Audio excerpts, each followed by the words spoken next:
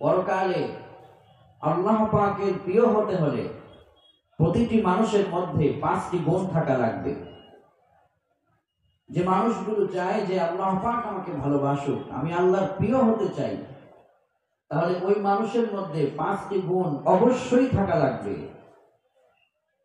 যদি আমার কথা আপনারা বুঝে থাকেন তাহলে আমাকে বলুন, আল্লাহর প্রিয় হওয়ার জন্য প্রতিটি মানুষের মধ্যে কয়টি গুণ থাকা লাগবে? দুনিয়া যদি প্রধানমন্ত্রীর কাছের লোক কেউ হয়, সে বলে আমার হাতে প্রধানমন্ত্রী আছে।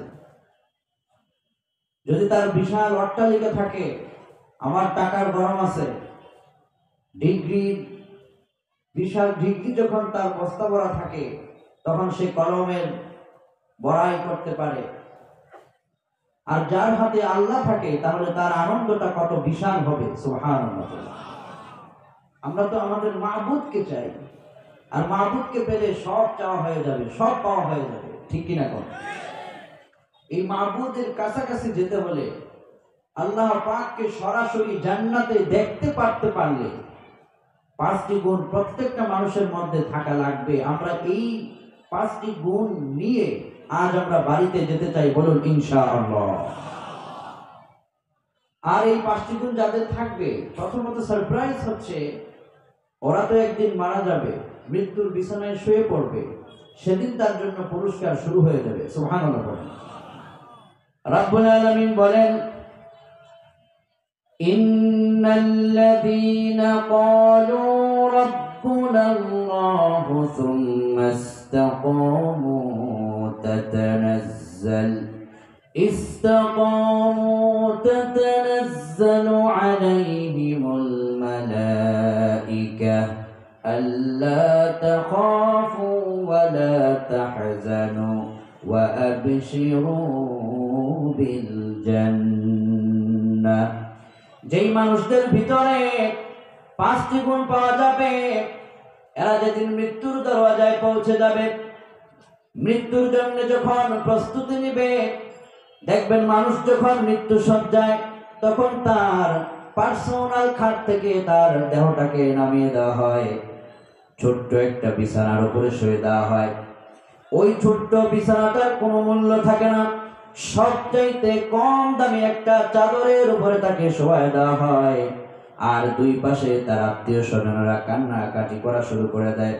ছেলে পাশে বসে থাকে, মেয়েরা বসে কান্দে, নাতিরা নাতনিরা বসে বসে কান্দে, বন্ধুরা বন্ধুদেরকে হারাচ্ছে, যন্ত্রণায় কষ্টে বুক ফেটে যাচ্ছে, বাপ দুনিয়া থেকে বিদায় হয়ে যাচ্ছে, ছেলেরা কান্নাকাটি শুরু করে দিয়েছে। রাব্বুল আলামিন বলেন, বান্দারে তুই এখন আমার কাছে চলে আসবি, মৃত্যুটা এখন তোমার হবে।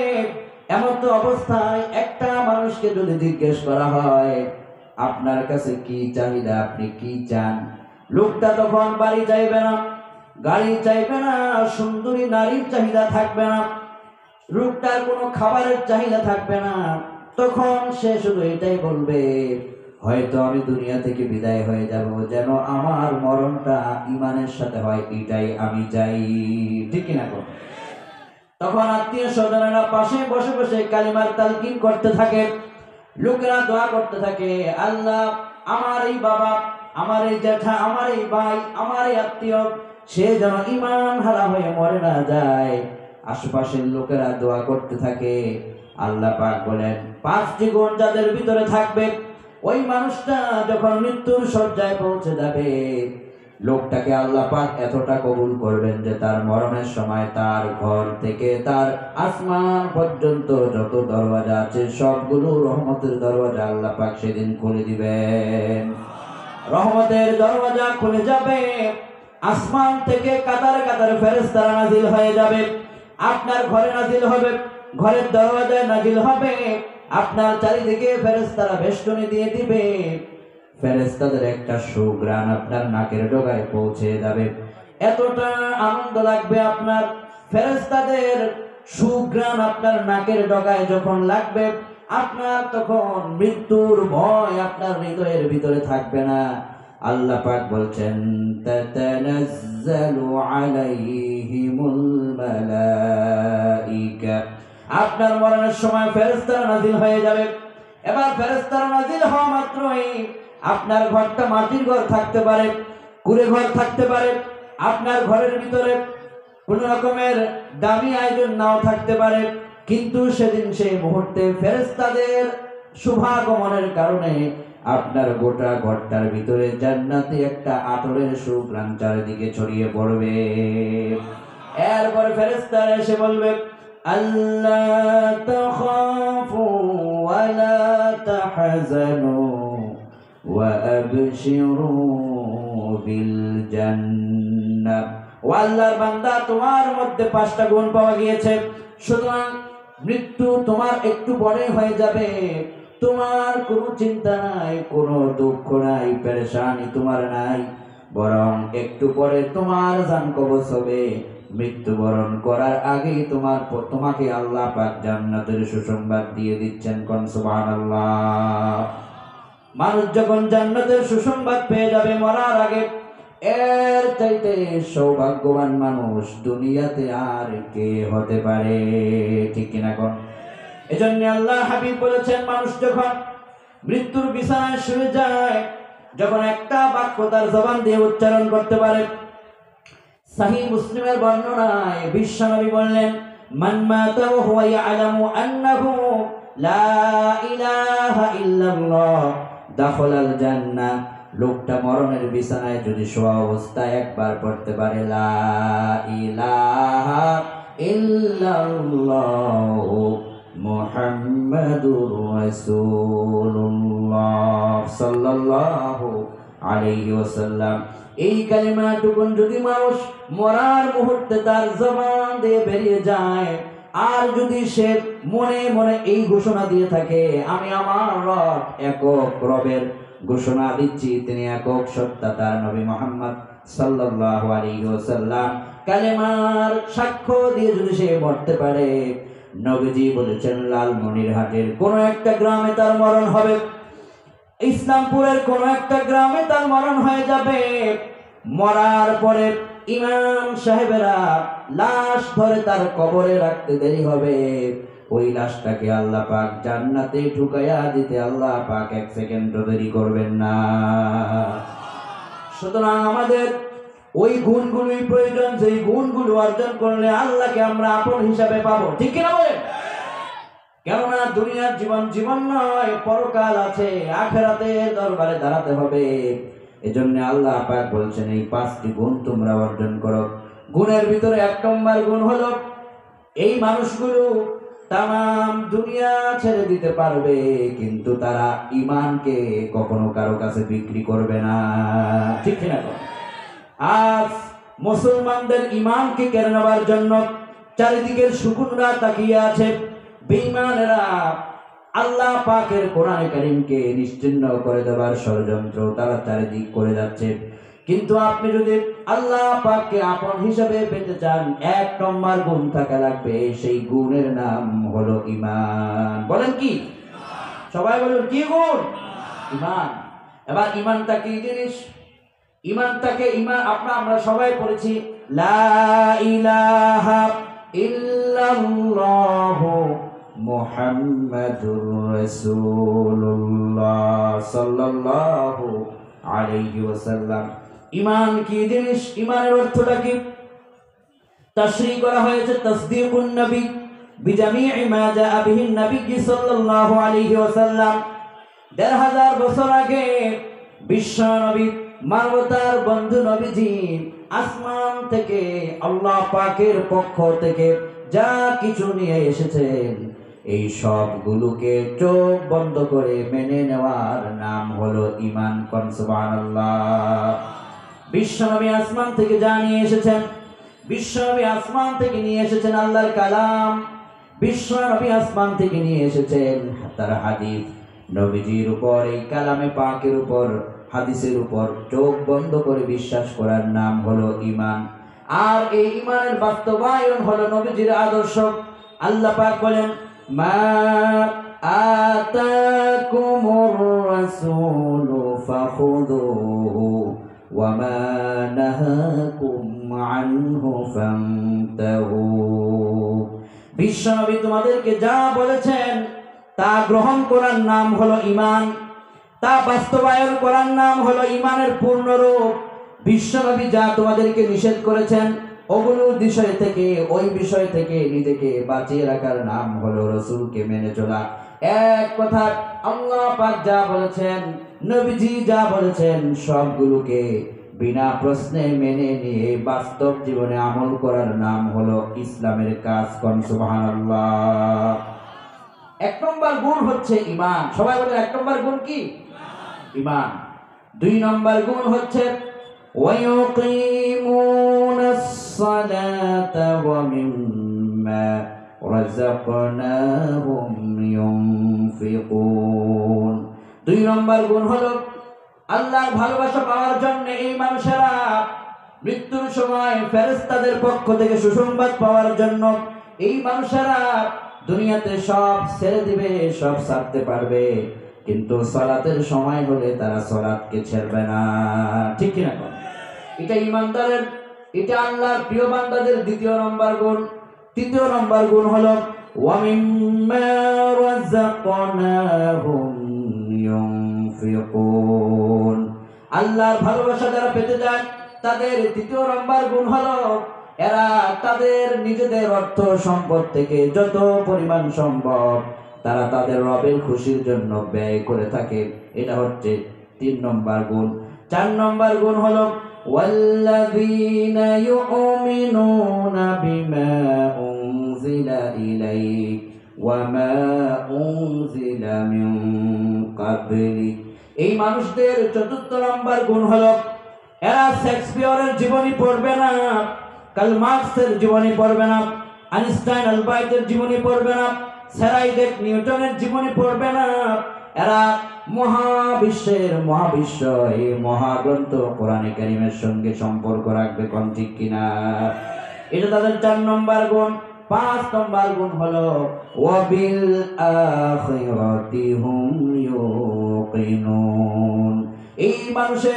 এই মানুষদের পঞ্চম নম্বর গুণ হলো এরা অন্তত রাতের গভীরে তারা পরকালের ভয়ে, জাহান্নামের আগুনের ভয়ে চোখের পানি ফেলে ফেলে কান্না করবে। কোন সুবহানাল্লাহ। এই পাঁচটা গুণ যার ভিতরে থাকবে, আল্লাহ পাক বললেন আল্লা তাখাফু ওয়া লা তাহজানু ওয়া আবশিরু বিল জান্নাহ। মৃত্যুর সময় তাদের দরজায় ফেরেশতারা এসে বলবে তোমাদের কোনো চিন্তা নাই, পেরেশানি নাই, কারণ জান্নাতের সুসংবাদটি দিয়েই তোমাকে আল্লাহ পাক মৃত্যু দিবেন। কোন সুবহানাল্লাহ। তাহলে এক নম্বর গুণ হচ্ছে ঈমান। বলেন এক নম্বর গুণ কি? এবার দেখেন আমার ভাইয়েরা, ঈমানের জন্য সাহাবায়ে কেরামদেরকে বহু ত্যাগ করতে হয়েছে, ঈমানের জন্য নবীদেরকে বড় ত্যাগ করতে হয়েছে, ঈমানের জন্য যুগে যুগে কালে কালে মুমিন মুসলমানদেরকে ফাঁসির কাষ্ঠে পর্যন্ত ঝুলতে হয়েছে। ঈমানের জন্য বেলালদের উপর জুলুম চালানো হয়েছে, অত্যাচার চালানো হয়েছে। বেলালের নাম আপনারা কে না শুনেছেন? হযরতে বেলাল রাদিয়াল্লাহু আনহু। লোকটা দেখতে একেবারে কালো, বেটে একটা মানুষ, দেখতে সুন্দর না, চেহারার বডি ফিটনেস তেমন সুন্দর না, কিন্তু এই বেলালের মর্যাদা আল্লাহর আরশে আজিম পর্যন্ত পৌঁছে গিয়েছে শুধু ঈমানের কারণে। কোন ঠিক কিনা? কেমন ঈমান ছিল বেলালের! হযরত বেলাল উমাইয়া ইবনে খালফের বাড়িতে চাকর হিসেবে চাকরিতে নিয়োগ গেল। এবার উমাইয়া ইবনে খালফের অধীনস্থ থাকা অবস্থায় হযরত বেলাল একদিন খবর পেল মক্কার ভিতরে একজন নবী আছেন, তার নাম হলো মুহাম্মদ। বলেন মুহাম্মদ সাল্লাল্লাহু আলাইহি ওয়াসাল্লাম। নবীজির খবর পেলেন বেলাল চিন্তা করলেন এই নবী মুহাম্মদ সাল্লাল্লাহু আলাইহি ওয়াসাল্লামের হাতে যার হাতটা জীবনে একবার লাগবে, ওই হাত চিরকালের জন্য জাহান্নাম থেকে মুক্তি পেয়ে যাবে। বেলাল আবার চিন্তা করল আমি যদি ওই হাত স্পর্শ করতে পারতাম, আমি যদি ওই চেহারাটা দেখতে পারতাম যার চেহারা দেখলে জাহান্নামের আগুন হারাম হয়ে যায়। হযরত বেলাল এবার চিন্তায় পেরেশানগ্রস্ত হয়ে আছেন, কখন নবীজির সাক্ষাৎ পাবেন। উমাইয়ার ঘর থেকে বেরিয়ে পড়লেন নবীজির দর্শন পাওয়ার জন্য। বেলাল পাগলের মতো দৌড় আরম্ভ করলেন। বিশ্ব নবীর সঙ্গে দেখা হয়ে গেল। বেলাল কয় আমি আপনার হাতে হাত রেখে কালিমা পড়ে মুসলমান হয়ে যেতে চাই। কোন সুবহানাল্লাহ। এবার হযরত বেলালকে বিশ্বনবী কালিমা পড়লেন। বেলাল কালিমা পড়লেন, মুসলিম হয়ে গেলেন। উমাইয়া ইবনে খালাফ চারিদিক থেকে খবর পেয়ে গেল বেলাল ঈমান গ্রহণ করেছে। এবার উমাইয়া চিন্তা করলো, বেলাল আমার বাড়িতে চাকরি করে চাকর, আমার অনুমতি ছাড়া সে কেন ঈমান আনলো? উমাইয়া ইবনে খালাফ বেলালকে ডেকে পাঠালেন, রে বেলাল, তুমি আমার বাড়ির চাকর, আর আমি ইসলামের চূড়ান্ত দুশমন, আল্লাহর চূড়ান্ত দুশমন, ঈমানের চূড়ান্ত দুশমন।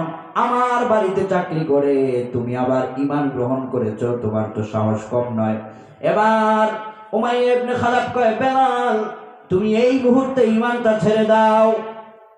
বেলাল চাকর মানুষ, বেলালের বেতন ছিল মাত্র 3 দিরহাম, 3 রিয়াল, বাংলায় 90 টাকার মতো টাকা। হযরত বেলালের এই চাকরি। এবার বেলালকে বলা হলো, বেলাল তুমি ঈমান এই মুহূর্তে ছেড়ে দাও। বেলাল কয়, যে জবান দিয়া একবার আল্লাহ পাকের প্রতি আমি ঈমান গ্রহণ করেছি, যদি আমাকে মেরেও ফেলা হয় আমি আমার ঈমান, আমার রবের প্রতি ঈমান আমি কখনো ছাড়তে পারি না। বেলালকে বলা হলো, বেলাল তোমার তো টাকা দরকার, যেহেতু তুমি চাকরি করো, তোমার আজকে থেকে বেতন 90 টাকা নয়, বরং এই মক্কার স্বর্ণ গহনা হীরা মণিমুক্তার রাজ্য তোমার হাতে দিয়ে দেওয়া হবে। তোমাকে সুন্দরী নারীদেরকে বিয়ে দেওয়া হবে, কোনো কিছুর কমতি হবে না, শুধু তুমি ঈমানটা ছেড়ে দাও। বেলাল বলে, তামাম দুনিয়া যদি আমার পায়ের তলার মধ্যে ফেলে দেওয়া হয়, তবু আমি তামাম দুনিয়ার সম্পদকে লাথি মেরেছি, আমি আমার আল্লাহর প্রতি ঈমান বিন্দু পরিমাণ ছাড়তে পারি না। কোন সুবহানাল্লাহ। বেলালের উপর জুলুম শুরু হয়ে গেল। উমাইয়া ইবনে খালাফ কয়, তাহলে বেলালকে গ্রেফতার করো। বেলালের 2 হাতের ভিতরে গ্রেফতারি পরোয়ানা জারি হয়ে গেল। পৃথিবীর ইতিহাস সাক্ষী, যারা হকের পক্ষে লড়াই করেছে, কোরআনের পক্ষে লড়াই করেছে, দুনিয়া সাক্ষী, আল্লাহর কোরআনের জন্য কখনো কখনো তাদের হাতে জেলখানার কড়া পড়তে হয়েছে। জেলখানার কড়া পড়তে পারে, ফাঁসির মঞ্চে যাওয়া লাগতে পারে, দেহ থেকে রক্ত ঝরতে পারে, তবুও একটা মোমেন্ট কখনো ঈমান ছাড়তে পারে না, পারে না, পারে না। কেননা তার কাছে ঈমানের মূল্য সবচেয়ে বড় সম্পদ। এবার হযরত বেলালকে এই হাতের মধ্যে কারাবন্দি করে তাকে নিয়ে যাওয়া হচ্ছে, আর বলা হচ্ছে, বেলাল এখনো সময় আছে, তুমি ঈমান ছেড়ে দাও। কারাগারে নিক্ষেপ করা হলো। বেলাল কারাগারে যায়। বেলাল শুধু একটা কথাই বলে, আহাদ আহাদ, আমার আল্লাহ এক, আমার আল্লাহ এক, আল্লাহু আকবার। বেলাল তীব্র কণ্ঠে আল্লাহ পাকের ঈমানের স্লোগান দেয় সেই জেলখানার ভিতরে। এবার হযরত বেলালকে কয়েকদিন কারাগারে রাখার পরে হযরত বেলাল রাদিয়াল্লাহু আনহুকে কারাগার থেকে তাকে বের করা হলো। বেলাল বলছে, আমাকে কোথায় নিয়ে যাওয়া হচ্ছে, আমাকে কোথায় নিয়ে যাবে? বেলাল রাদিয়াল্লাহু আনহুকে ওই উমাইয়া ইবনে খালাফের দলেরা তারা বলছে, বেলাল এতদিন তো তুমি কারাগারে ছিলে, মনে করো না তুমি কারাগার থেকে ফিরে গিয়েছো, বরং এখন থেকে তোমার উপর আসল শাস্তি প্রয়োগ করা হবে। বেলাল বলছে, আমার উপর কি শাস্তি প্রয়োগ করা হবে? এবার হযরতে বেলাল মরুভূমির ভিতরে বেলালকে নিয়ে যাওয়া হলো। আপনারা যারা আরব বিশ্ব সফর করেছেন আপনারা জানেন, সাহারা মরুভূমিতে যারা গিয়েছেন তারা আপনারা জানেন মরুভূমির বালিগুলো সবসময় উত্তপ্ত থাকে। মরুভূমির হযরতে বেলালকে মরুভূমির প্রান্তে নিয়ে যাওয়া হলো। মরুভূমির যে বালিটা, বিজ্ঞান বলছে এই বালি থেকে সূর্য পর্যন্ত 9,30,00,000 মাইলের দূরত্ব। সূর্য থেকে সেই বালিতে আলো পৌঁছতে তখন সময় লাগতো 8 মিনিট 30 সেকেন্ড। বেলালের ওই সূর্যের উত্তপ্ত তাপে মরুভূমির বালিটা পর্যন্ত উত্তপ্ত হয়ে গেল। মরুভূমির বালিটা কত উত্তপ্ত হয়েছে ইতিহাস লিখছে, একটি পাখির ডিম যদি কেউ ভেঙে বালির উপরে নিক্ষেপ করে দিত, তাহলে পাখির ডিমটা পর্যন্ত বালির উপরে বোনা হয়ে তৈরি হয়ে যেত, এতটা বালি উত্তপ্ত ছিল। এই উত্তপ্ত বালির উপরে হযরত বেলালের কাপড় সব খুলে ফেলা হলো। বেলালের দেহ থেকে কাপড় খুলে ফেলা হলো। একেবারে খালি দেহের ভিতরে বেলালকে উত্তপ্ত বালির উপরে শোয়ায় দেওয়া হলো। বেলাল তখন ঈমান ছাড়ে না। এবার মরুভূমির উত্তপ্ত বালির উপরে শোয়ায় রেখে খালি গায়ের উপরে বেলালের আগুনের কঙ্করগুলো বেলালের গায়ের উপরে দিয়ে দেওয়া হলো। এই আগুনের উত্তপ্ততার কারণে বেলালের এই সামনের জায়গাটা পুড়ে জ্বলে দেহ থেকে রক্তগুলো বেয়ে বেয়ে মরুভূমির বালির উপরে পড়তে লাগলো। একটু পরে উমাইয়া ইবনে খালাফের পুলিশ বাহিনী, গোয়েন্দা বাহিনী, র্যাব বাহিনী সবাই এসে কয়, বেলাল ঈমান ছেড়ে দে, এখনো তোর শাস্তি মাত্র শুরু হয়েছে, এখনো তুই পারিস, যদি ঈমান ছেড়ে দিস তোকে মুক্ত করা হবে। বেলাল কয়, আমার দেহ থেকে মাত্র কিছু ফোঁটা রক্ত ঝরে গিয়েছে, আমার বেলালের দেহ থেকে যদি প্রশান্ত মহাসাগর পরিমাণ রক্ত ঝরে ঝরে ঝরে পড়ে যায়, তবু আমি বেলাল এক সেকেন্ডের জন্য ঈমানের আন্দোলন ছাড়তে পারি না। এবার বেলালের উপর তারা খেপে গেল, তেলে বেগুনে জ্বলে উঠল। বেলাল রাদিয়াল্লাহু আনহু ঈমানের পরীক্ষা কত কষ্ট করে দিয়েছেন। বেলালকে এই নিচের দিক থেকে বালির উত্তপ্ততা, উপরে আবার আগুনের উত্তপ্ততা, দুই উত্তপ্ততার মাঝে বেলালের উপর বিশাল বড় পাহাড়ের থেকে আনা পাথরের টুকরা দিয়ে তার দেহটাকে চেপে দেওয়া হলো, জমিনের উপর চাপ মারা হলো। বেলালের হাড্ডিগুলো একটার সাথে আরেকটা মিশে যাওয়ার উপক্রম। হযরত বেলালের এই কঠিন মুহূর্তে বেলাল রাদিয়াল্লাহু আনহু তখন বলছেন, আহাদ আহাদ আহাদ, আমি এক আল্লাহর উপরে ঈমান এনেছি, আমি ছাড়তে পারি না। তখন বেলাল ঈমান ছাড়ে নাই। একটু পরে এই বেলাল রাদিয়াল্লাহু আনহু রক্তগুলো যখন বেয়ে বেয়ে পড়ে মরুভূমির বালিগুলো লাল হয়ে গেল, বেলালের চেহারাটাকে ফিরাইয়া কয়, বেলাল তোমার দেহের রক্তগুলো কি তোমার হৃদয়কে কাঁপায় দেয় না? এই রক্ত থেকে কি তোমার ঈমানের মূল্যটা বেশি নাকি? ও বেলাল, এই থলের ভিতরে দেখো অসংখ্য স্বর্ণ রয়েছে, তোমার ঈমানের চাইতে কি স্বর্ণের মূল্যটা কমে গেল নাকি? তুমি আগে স্বর্ণ নাও, ঈমান ছেড়ে দাও, অথবা বেলাল এই রক্তগুলো যে তুমি দিয়েছ, ঈমান ছেড়ে দাও, আবার তোমাকে আমরা ছেড়ে দেব। বেলালের মতো মানুষ সেদিন ওই সময় বলে দিয়েছিল, আমার মতো বেলাল যদি একবার নয়, দুইবার নয়, 1000 বার যদি আমার জন্ম হয়, 1000 বার যদি আমাকে ফাঁসি কাস্টে ঝুলানো হয়, তবুও বেলাল বিন্দু পরিমাণ ঈমানের আন্দোলন থেকে সরে দাঁড়াতে পারে না। কোন সুবহানাল্লাহ। পরিশেষে কি হলো? বেলাল রাদিয়াল্লাহু আনহুর এই অত্যাচারের পর বদরের যুদ্ধের দামামা বেজে গেল।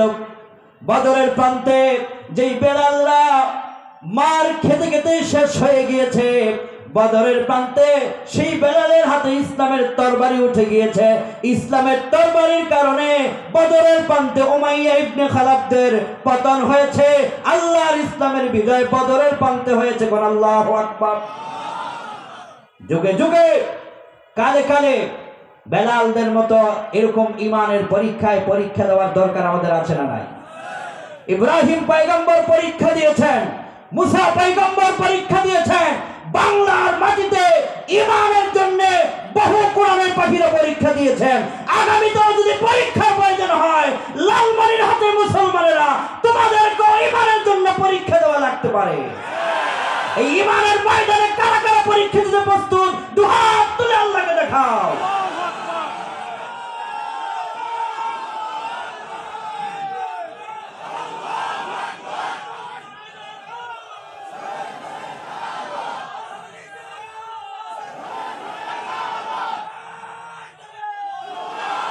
আল্লাহ এই হাতগুলোকে কবুল করুন, বলি আমিন। বেলালে মাত্র 90 টাকার বেতনে চাকরি করা লোক, তার কাছে কোটি মিলিয়ন বিলিয়ন সম্পদের আহ্বান দেওয়া হয়, বেলাল ঈমান ছাড়ে না। কিন্তু আমার দেশে এমন কিছু পোড়া কপাল আছে যারা তাদের ভারতের কাছে ঈমানকে বিক্রি করেছে। ঈমানের মূল্য তারা বুঝতে পারে না। ঈমান দুনিয়ার সবচাইতে শ্রেষ্ঠ সম্পদ। সুবহানাল্লাহ। এজন্য আল্লাহ বললেন, বেলালের ঈমানের পরীক্ষার দিকে তাকাও।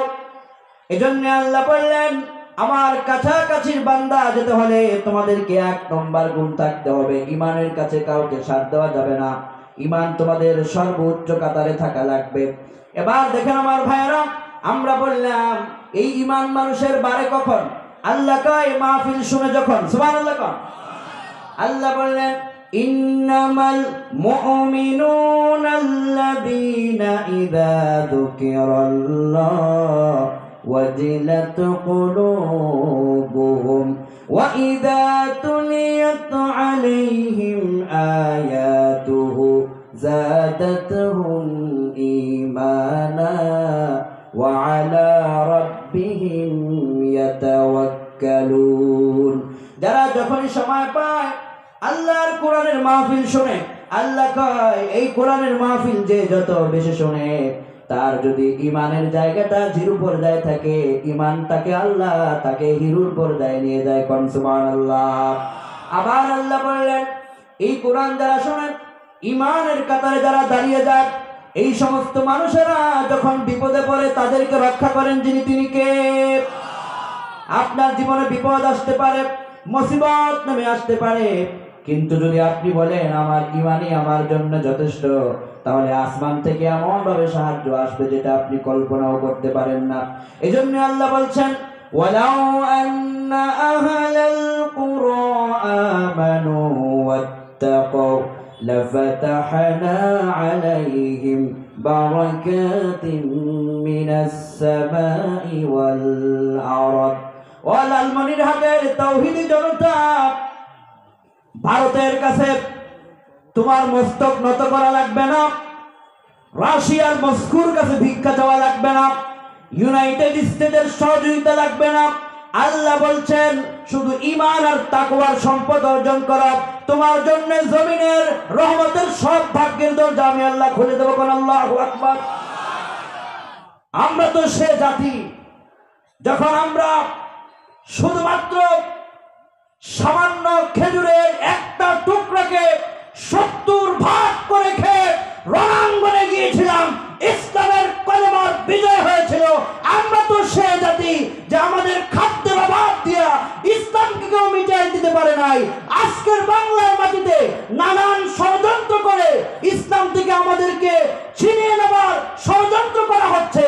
মনে রাখো মুসলমান, ঈমান আর তাকওয়া যদি থাকে গোটা দুনিয়া তোমার বিরুদ্ধে গেলে তোমার জন্য তোমার রব যথেষ্ট। ঠিক কিনা? ইউনূস নবীর দিকে তাকান, ইউনূস পয়গম্বরের দিকে তাকান, কত বড় বিপদ তার হয়েছিল। ইউনূসকে লোকেরা ফেলে দিল সমুদ্রের উত্তাল ঢেউর ভিতরে। ইউনূস পয়গম্বরকে গিলে ফেললো বড় এক মাছ, মাছের পেটের ভিতরে ইউনূস পয়গম্বর। মাছ চলে গেল সমুদ্রের অতল গভীরে। যাবার পরে ইউনূস পয়গম্বরকে সেই জায়গা থেকে রক্ষা করেছেন যিনি, তিনি কে? ইউনূস পয়গম্বর মাছের পেট থেকে পানিতে যখন পড়ে গেলেন, পানি থেকে মাছের পেটে যখন ভিতরে চলে গেলেন, আল্লাহ আপনাকে আমাকে কি করে বিপদ থেকে রক্ষা করতে পারে? আল্লাহ কত দয়াবান। ইউনূস পয়গম্বরের দিকে তাকান, আর কোথাও যাওয়া লাগবে না। ইউনূস পয়গম্বর যখন সমুদ্রে পড়ে গেলেন, মাছ তাকে গিলে ফেলল। এবার আপনারা আমাকে বলুন, একটা মাছ যদি খেয়ে ফেলে তাহলে লোকটা তো বেঁচে থাকার কোন রকমের সম্ভাবনাই থাকে না। ঠিক কিনা? মাছ গিলে ফেলেছে, কোন একটা বিষাক্ত প্রাণী গিলে ফেলেছে, বেঁচে থাকার কোন সম্ভাবনাই তো থাকে না। তাফসীর কুরআনুল আযীম ইবনে কাসিরের মধ্যে লিখেছেন ঈমান মানুষকে কিভাবে সহযোগিতা করে, ঈমান মানুষকে কিভাবে বড় বড় বিপদ থেকে রক্ষা করে। ইউনূস পয়গম্বর তার সাক্ষী। তিনি মাছের ভিতরে চলে গেলেন, মাছ তাকে গিলে ফেলে তারপরে সমুদ্রের অতল গভীরের ভিতরে মাছ পড়ে আছে।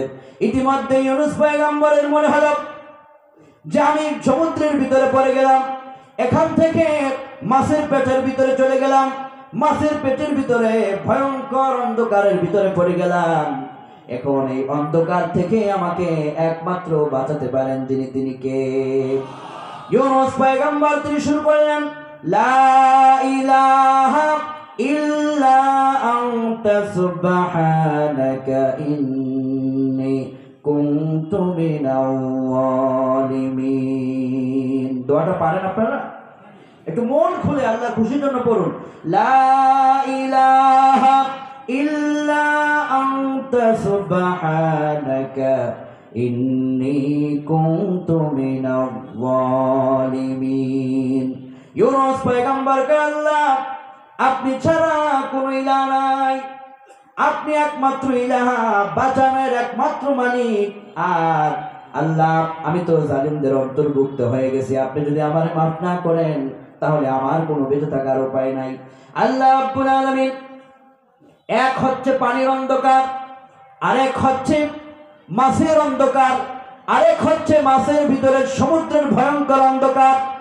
এরকম ভয়াবহ অন্ধকারের ভিতরে ইউনূস পয়গম্বর ওই সমুদ্রের গভীর থেকে যে আল্লাহ পাককে ডাক দিয়েছেন সে আল্লাহ পাক শুনতে পেরেছেন কিনা? ইউনূস পয়গম্বর যখন দোয়া করলেন আল্লাহ আমারে বাঁচান, আল্লাহ পাক সাথে সাথে জবাব দিলেন ফাস্তাজবনা লাহু ওয়া নাজ্জাইনাহু মিনাল গাম ওয়া কাযালিকা নুজিল মুমিনিন। আমি আমার পয়গম্বর ইউনূসের দোয়া কবুল করলাম। ইউনূস আমাকে সাগরের গভীর থেকে মাছের পিটর থেকে ডাক দিয়েছে, আমি আরশে আজিম থেকে ইউনূসের জবাব দিয়েছি। কোন আল্লাহু আকবার। ইউনূস পয়গম্বরের জবাব আল্লাহ পাক দিয়া কয় এভাবে করে আমি আমার মুমিনদেরকে পরীক্ষা করব। কোন সুবহানাল্লাহ। এবার আল্লাহ পাক মাছকে অর্ডার করলেন, রে মাছ, সমুদ্রের কিনারে আর তোর থাকার জায়গা না, মহাসমুদ্র থেকে উপরের দিকে উঠে দাঁড়া। মাছ সমুদ্র থেকে তার দ্রুত গতিতে উপরের দিকে উঠে গেল, সমুদ্রের কিনারে চলে গেল। আল্লাহ পাক বললেন বমি করে আমার পয়গম্বরকে ফেলে দে। মাছ বমি করে পয়গম্বরকে ফেলে দিলেন। আল্লাহ পাক ইউনূস পয়গম্বরের দেহটাকে নতুন একটা দেহতে রূপান্তরিত করে দিলেন। কোন সুবহানাল্লাহ। এভাবে করে একজন মানুষ যদি ভয়ঙ্কর বিপদে পড়ে যায়, মুসিবতে যদি পড়ে যায়, মনে রাখবেন দুনিয়ার রাজা আপনার পাশে থাকবে না, বাচ্চারা আপনার পাশে থাকবে না, কেউ পাশে থাকবে না। যখন পাশে থাকবেন কে? এই যে বাংলাদেশে বহু রাজনৈতিক নেতৃবৃন্দকে আমরা দেখেছি, বহু হুঙ্কার দেওয়া ব্যক্তিদেরকে আমরা দেখেছি। গোটা দুনিয়ার বড় বড় হুঙ্কার, যাদের হুঙ্কারে শুধুমাত্র একটি স্টেট নয়, গোটা দুনিয়া প্রকম্পিত হয়ে যেত। আজ তাদের কবরের সামনে দাঁড়িয়ে দেখবেন একটু ডাক দিলে তাদের পক্ষ থেকে কোনো সাপোর্ট আওয়াজ নাই। কোন ঠিক কি? আর কোথায় গেল সেই হুঙ্কার? কোথায় গেল সেই আওয়াজ যে হুঙ্কারে রাজ্য কেঁপে উঠত? আল্লাহ ছাড়া কেউ নাই, ঠিক কিনা? এই জন্য বিশ্বনবী বললেন, একবার সাহাবী বলছেন, একবার আমাদের একজন আনসারী সাহাবীর মৃত্যু হলো। কি হলো? সবাই বলেন কি হলো? মৃত্যুটা আমাদের খুব কাছে না দূরে? সবাই বলুন কাছে না দূরে? আরে মানুষ, ও মানুষ, মানুষ জীবনে বহু স্বপ্ন দেখে, সব ভবিষ্যৎ মানুষের পূরণ নাও হতে পারে। মৃত্যু নামক ভবিষ্যৎ তার জন্য নিশ্চিত। মৃত্যু নামক সেই ভবিষ্যৎ জিন্দেগি জীবন তার সামনে হাজির। মরে পড়তে হবে, যেতে হবে কবরে। কি নিয়ে যাব? কি আছে আমার? বিশ্বনবী বললেন, একজন আনসারী সাহাবীর মৃত্যু হলো। মৃত্যু হবার পরে খরজনা মান নবী সাল্লাল্লাহু আলাইহি ওয়াসাল্লাম, সাহাবী বললেন আমরা নবীজিকে নিয়ে ওই সাহাবীর জানাজা পড়ার জন্য তার বাড়ির দিকে রওনা হয়ে গেলাম। প্রতিমধ্যে একটা কবর পড়লো, কবর। ওই কবরটা দেখার পরে বিশ্বনবী কবরটা দেখে আল্লাহু আকবার বলে লাফ দিয়ে এই জায়গার ভিতরে স্থিত হয়ে গেলেন। আল্লাহু আকবার।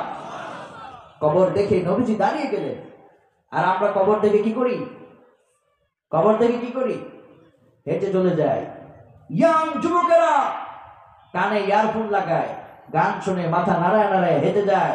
পাশে তার দাদা শুয়ে আছে, খবর নাই। এরকম আছে না নাই? দৈনিক একবার হলো বাবার কবর জিয়ারত করো, না পারলে সপ্তাহে করো, মাসে করো। ভুলে যেও না তোমার পিতাকে, মাকে। কবরের সামনে দাঁড়াও। তুমি সন্তান, তুমি গুনাহগার হতে পারো, কিন্তু তুমি তো এই মৃত ব্যক্তিদের সন্তান। তোমার নারীর টানে, তোমার চোখের পানির বরকতে, চোখের পানি নাকের ডগায় আসার আগেই তোমার পিতামাতার কবরের আযাব মাফ করতে পারেন যিনি, তিনি কে? কবর দেখলে হেঁটে যাবেন না, দূরে চলে যাবেন না, তার জন্য একটু দোয়া করবেন, তার জন্য একটু মাগফিরাতের দোয়া করবেন। নবীজি কবরটা দেখা মাত্রই দাঁড়ায় গেলেন। সুবহানাল্লাহ। সাহাবায়ে কেরাম বললেন আমরাও দাঁড়ায় গেলাম। দাঁড়াবার পরে বিশ্ব নবী আমাদেরকে কবরের দিকে ইঙ্গিত করলেন আর বললেন, এই যে কবর, নতুন একটা কবর তখন খনন করা হচ্ছিল, ওই যে আনসারী সাহাবী মারা গিয়েছে। বিশ্ব নবী বললেন, মানুষ যখন মারা যায় তার ঘরের ভিতরে দুই ধরনের ফেরেশতা আসে। বলেন কয় ধরনের ফেরেশতা আসে? দুই ধরনের ফেরেশতারা নাযিল হয়ে যায়। আর এই হাদিস যখন আমরা পড়লাম, চিন্তায় পেরেশানে কলিজা ফেটে যায়।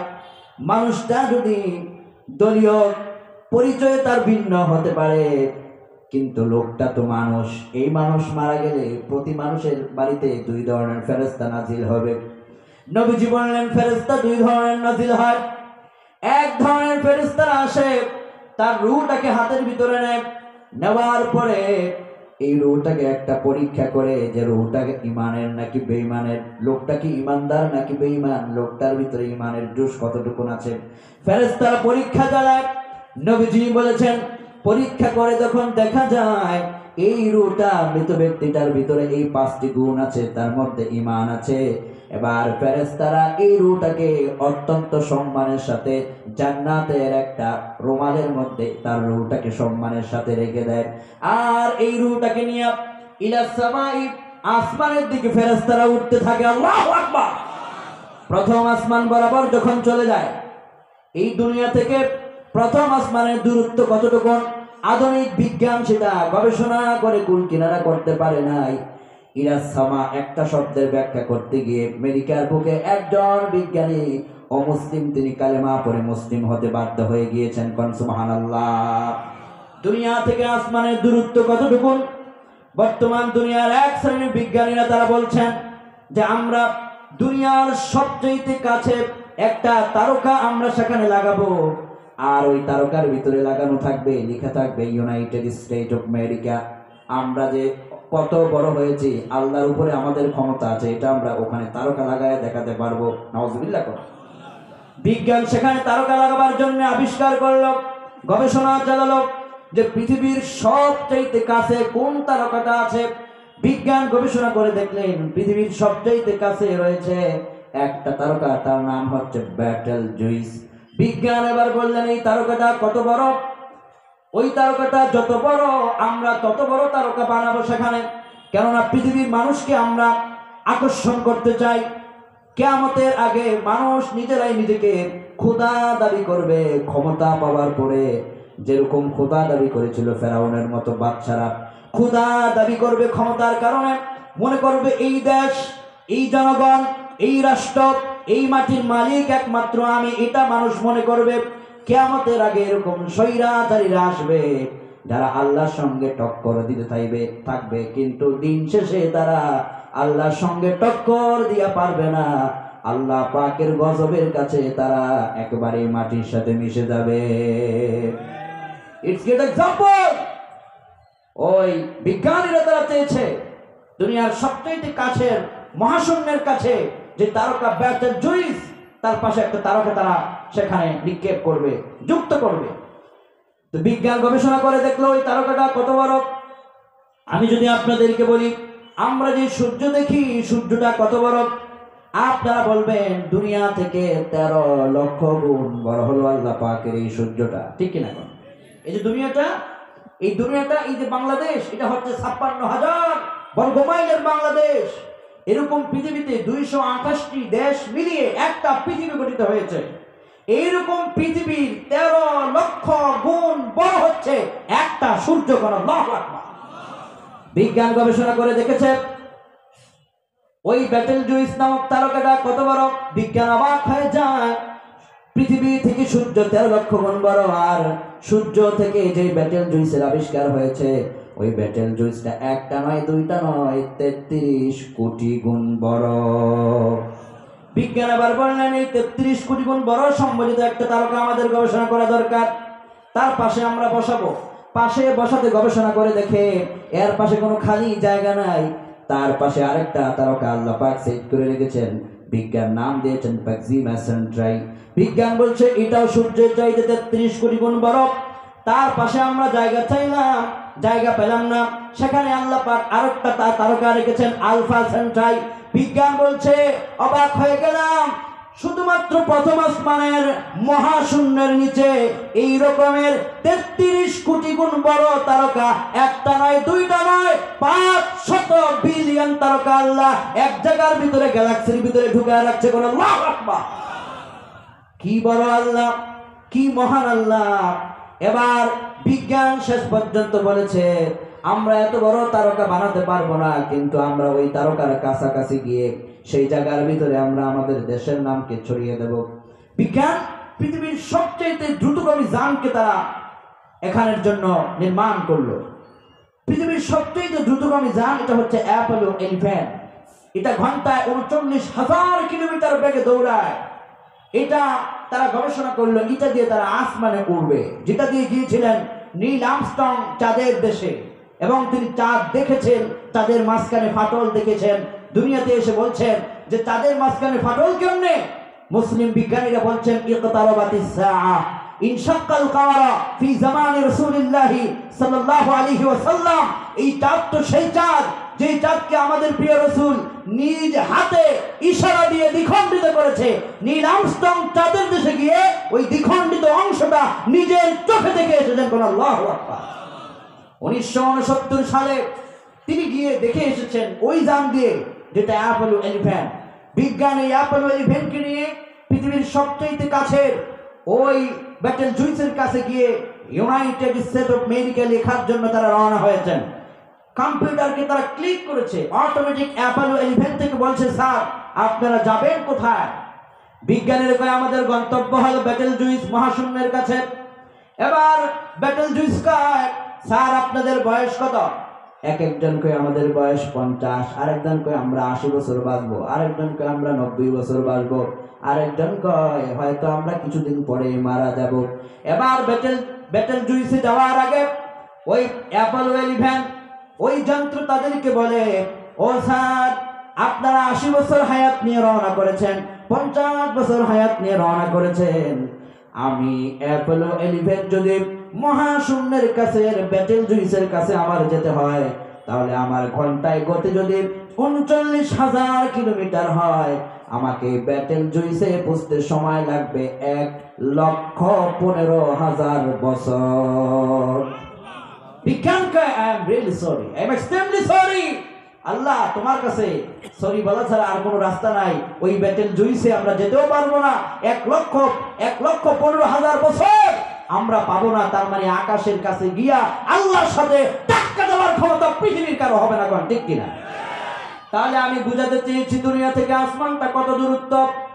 যদি শুধুমাত্র মহাশূন্যটা এত দূরত্ব হয়ে যায়, মহাশূন্যের পরে হচ্ছে প্রথম আসমান। নবীজি বলেছেন মরে যাওয়ার পরে মানুষের দেহের রূহটাকে নিয়ে প্রথম আসমানে ফেরেশতারা যায়। আপনার রূহটাকে নিয়ে প্রথম আসমানে যা হবে। এবার প্রথম আসমানের দরওয়াজার রক্ষী বলবে কাকে নিয়ে এসেছ? ফেরেশতারা বলবে ইসলামপুরের অমুকের ছেলে অমুকের আজকে মৃত্যু হয়েছে, তার ইমানের আন্দোলন পাওয়া গিয়েছে, ইমানের ঝলক পাওয়া গিয়েছে। ফেরেশতারা তখন ওই রূহের জন্য, ওই আত্মার জন্য আসমানের রহমতের প্রথম দরওয়াজা ঠাস ঠাস করে খুলে দিবেন। কি ভাগ্য আপনার! আপনার আমার কি ভাগ্য হবে সেদিন, যেদিন আপনার জন্য রহমতের দরজাগুলো খুলে যাবে। সুবহানাল্লাহ, সুবহানাল্লাহ। প্রথম আসমান পেরিয়ে দ্বিতীয় আসমানে যাওয়া হবে। ফেরেশতারা বলবে এই রূহটা কার? বলা হবে অমুকের ছেলে অমুক, তার মধ্যে ঈমান আছে।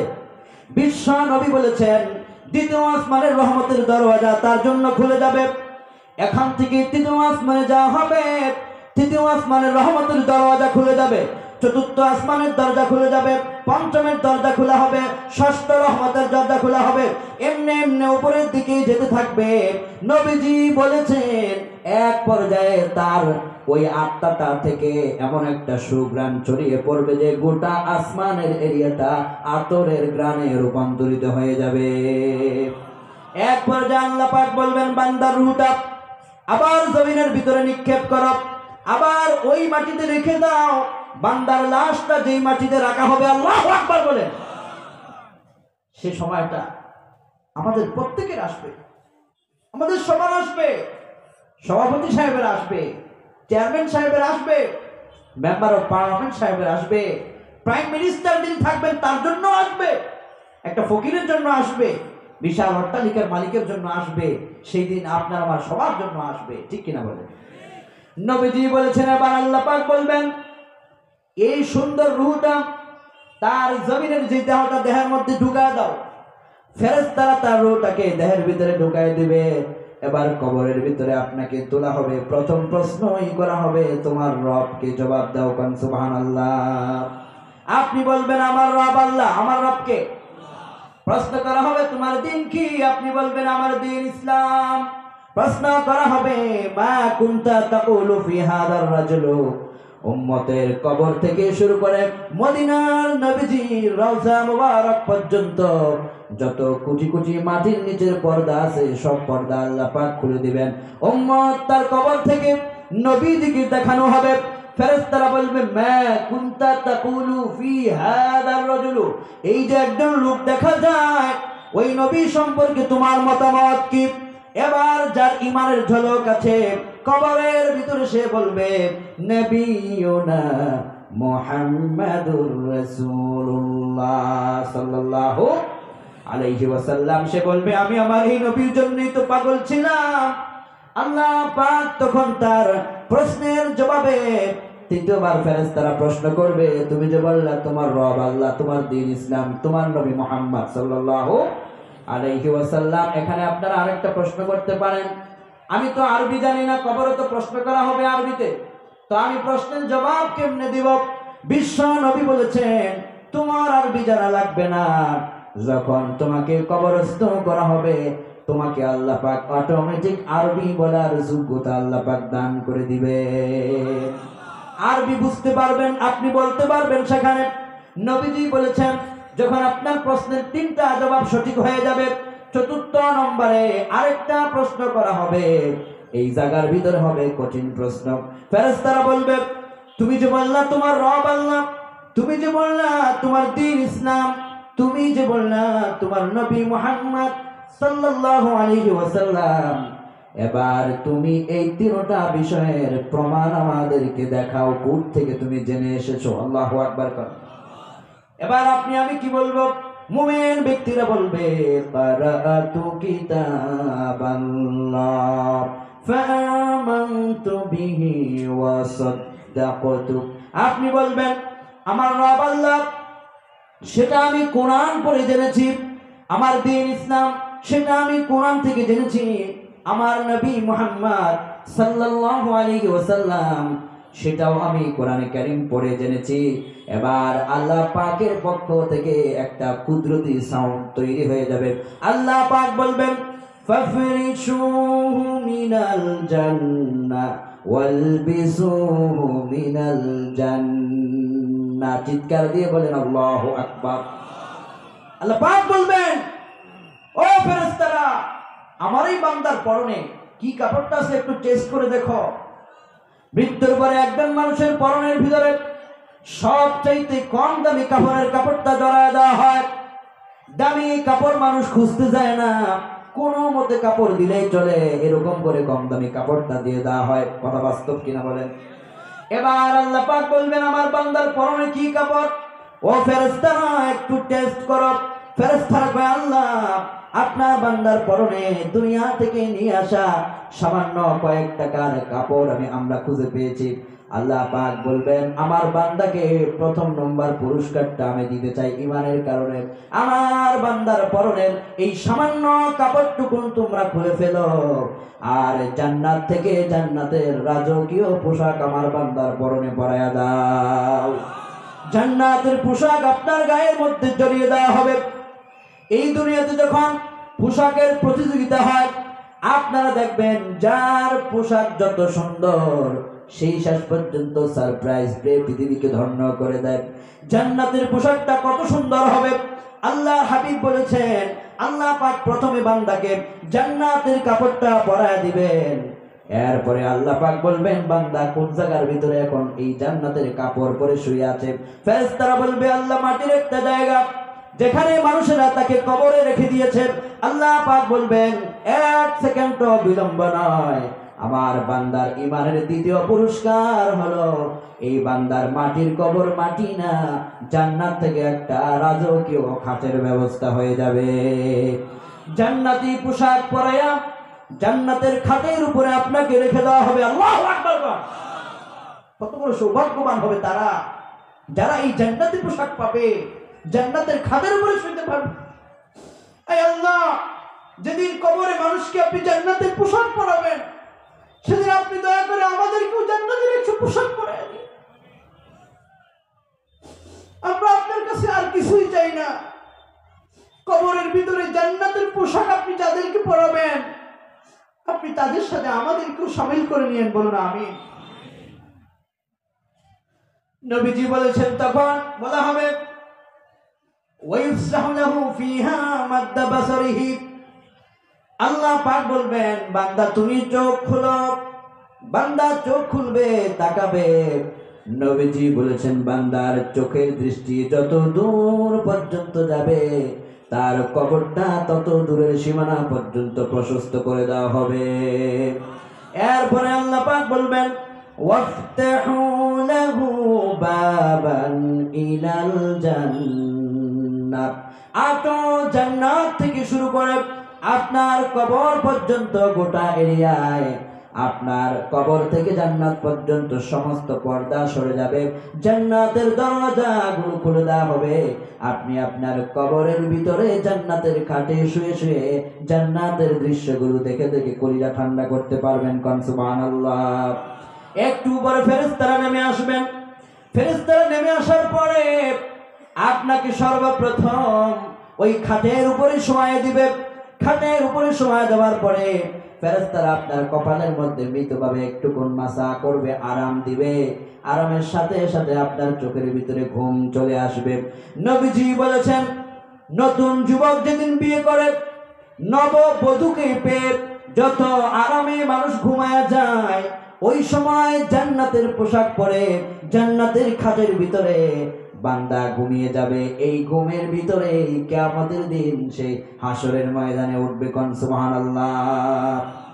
এটা হচ্ছে কবরের জান্নাতি ব্যক্তির আল্লাহর পক্ষ থেকে নিয়ামত।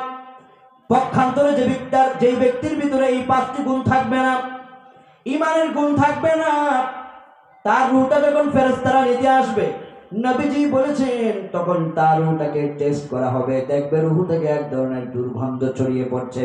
ফেরেশতারা তখন রূহটাকে হাতে নিয়ে লাঠি মেরে ছিটকে ফেলে দিবে।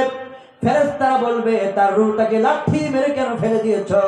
অপর ফেরেশতারা বলবে, এই লোকটা ছিল দুনিয়ায় বেঈমান, তার রূহ থেকে দুর্গন্ধ ছড়িয়ে পড়ছে। এবার আল্লাহ পাক বলবেন, তার এই রূহটাকে নিয়ে প্রথম আসমানে যখন যাওয়া হবে, নবীজি বলেছেন, প্রথম আসমানের দরওয়াজা নক করা মাত্রই প্রথম আসমান থেকে বলা হবে, কার রূহ? ফেরেশতারা বলবে, অমুকের রূহ। প্রথম আসমানের ফেরেশতারা বলবে, এই রূহ থেকে তো গন্ধ আসছে, তার মানে এটা বেঈমান। এবার প্রথম আসমান থেকে ঘোষণা আসবে, লা তুফাত্তাহু লাহুম আবওয়াবুস সামা ওয়া লা ইয়াদখুলুনাল জান্নাতা হাত্তা ইয়ালিজাল জামালু ফি সাম্মিল খিয়াম। আল্লাহ বলছেন, যখন প্রথম আসমানে বেঈমানের রূহটাকে নিয়ে যাওয়া হবে, লা তুফাত্তাহু লাহুম আবওয়াবুস সামা লা ইয়াদখুলুনাল জান্নাহ। আসমানের সবগুলো রহমতের দরজা বেঈমানের জন্য ঠাস ঠাস করে বন্ধ হয়ে যাবে।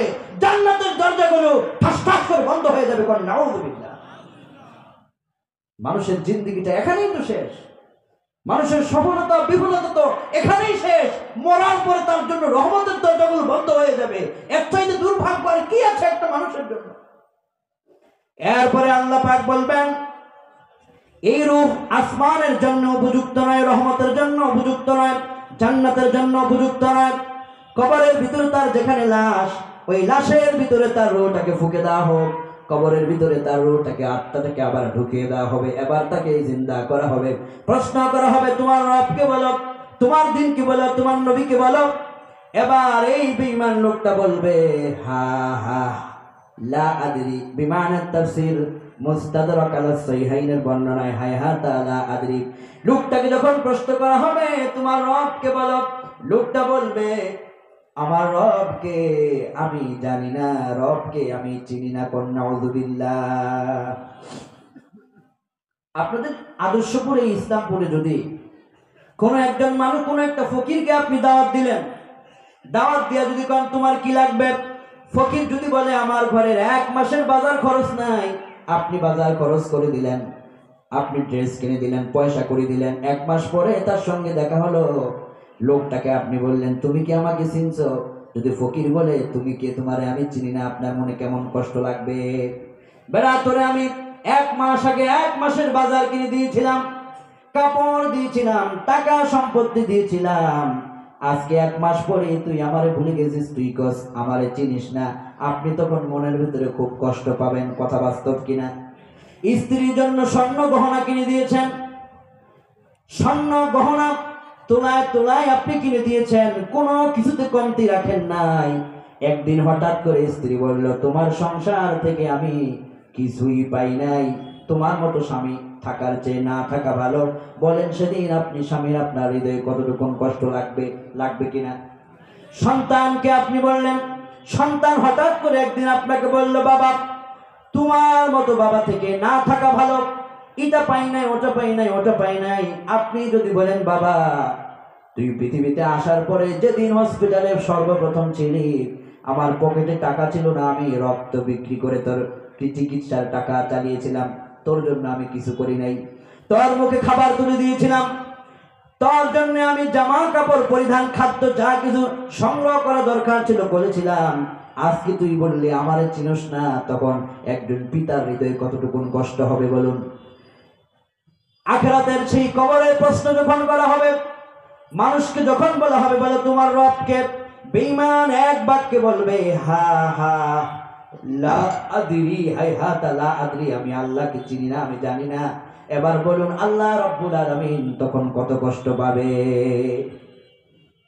আল্লাহ পাক নিয়ামত দিলেন, সূর্যের আলো দিলেন, বেঁচে থাকার জন্য অক্সিজেন দিলেন।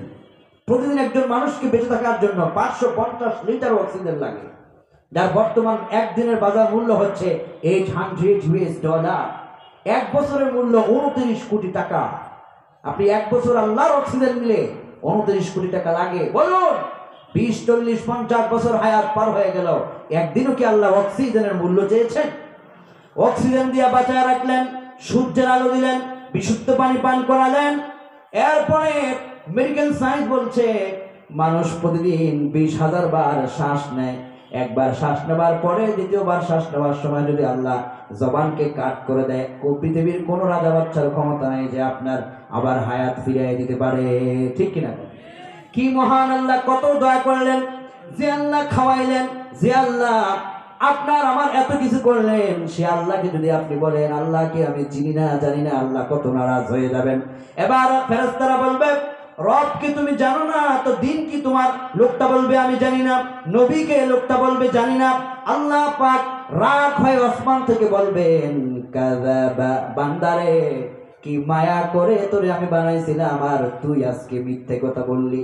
ও বান্দা, কি মায়া করে তোরে বানাইছিলাম, আজকে তুই বললি তোর রব তুই চিনিস না। আল্লাহ নারাজ হয়ে বলবেন ফাফরিশুহু মিনান নারি ওয়াল বিসুহু মিনান নার।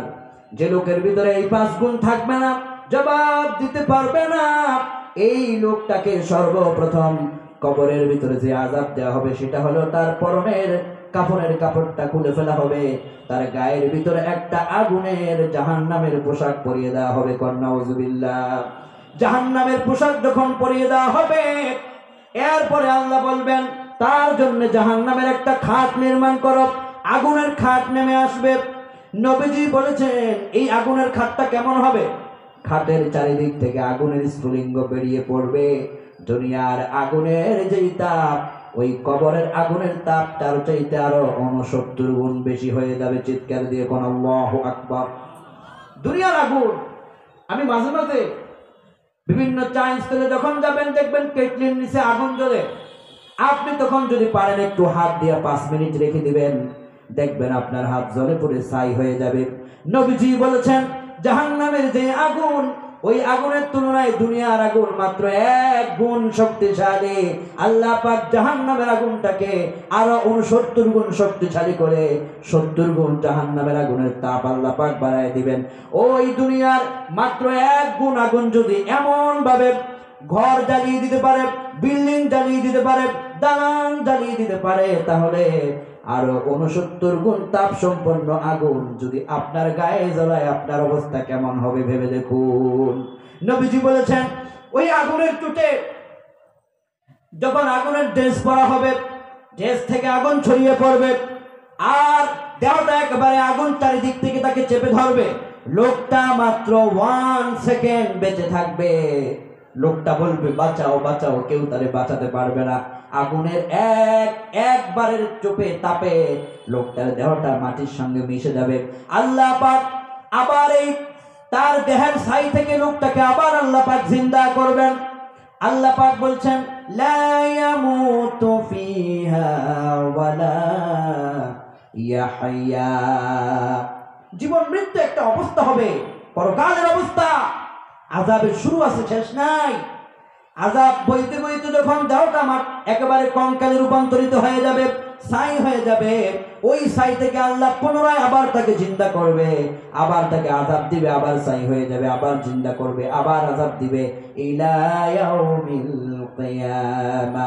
কিয়ামত হওয়া পর্যন্ত এই আযাব বান্দার উপরে চলতেই থাকবে। নাউযুবিল্লাহ। এজন্য বিশ্বনবী বলেছেন কবরের আযাব থেকে বাঁচার জন্য তোমরা স্পেশালি 2টা আমল করো। বলুন কয়টা আমল? 1 নম্বর তোমরা পড়ো আল্লাহুম্মা ইন্নী আউযু বিকা মিন আযাবিল কবর। দোয়াটা পারি আমরা? মুরব্বি বাবারা আমরা পারি? একটু পড়ুন আল্লাহুম্মা ইন্নী আউযু বিকা মিন আযাবিল কবর। নবীজি যখন সালাম ফিরাতেন, সালাম ফিরাবার আগে দোয়া করতেন আল্লাহুম্মা ইন্নী আউযু বিকা মিন আযাবিল কবর ওয়া নাউযু বিকা মিন আযাবি জাহান্নাম ওয়া নাউযু বিকা মিন ফিতনাতিল মাহইয়া ওয়াল মামাত ওয়া নাউযু বিকা মিন ফিতনাতিল মাসিহিদ দাজ্জাল। সালাম ফিরাবার আগে আমরা যারা দোয়ায়ে মাসুরা পড়ি, নবীজি দোয়ায়ে মাসুরার পাশাপাশি এই দোয়াটা পড়তেন। কবরের আযাব থেকে আল্লাহর কাছে পানাহ চাইতেন আর বলতেন আল্লাহ কবরের আযাব থেকে তুমি আমাকে রক্ষা করো। সাহাবায়ে কেরাম বললেন ইয়া রাসূলুল্লাহ, আপনাদের কাছে বিবেকমান ইয়া আল্লাহর জান্নাতি মেহমানদের কাছে আমি একটু জানতে চাই, আপনারা বলুন নবীজির কবরে আযাব হবে এরকমের কোন চিন্তা কি মানুষ করতে পারে? সবাই বলুন করতে পারে? নবীজি কেন বললেন আল্লাহ কবরে আযাব থেকে বাঁচাও? তাওয়াদুআন, বিনয়তার পূর্ণতায় ছিলেন মুহাম্মদ সাল্লাল্লাহু আলাইহি ওয়াসাল্লাম। উনি ওনার জন্য জান্নাত রেডি। ওয়ালিওয়াউল হামদ ইয়াউমাইদিন বিয়াদি, আমার 2 হাতে জান্নাতের চাবিগুলো দেওয়া হবে। নবীজি বলছেন ওয়ালিওয়াউল হামদ ইয়াউমাইদিন বিয়াদি, প্রশংসার জান্নাতের চাবিকাঠি আমার হাতে থাকবে। অথচ সেই নবী কবরের আযাব থেকে পানাহ চায়।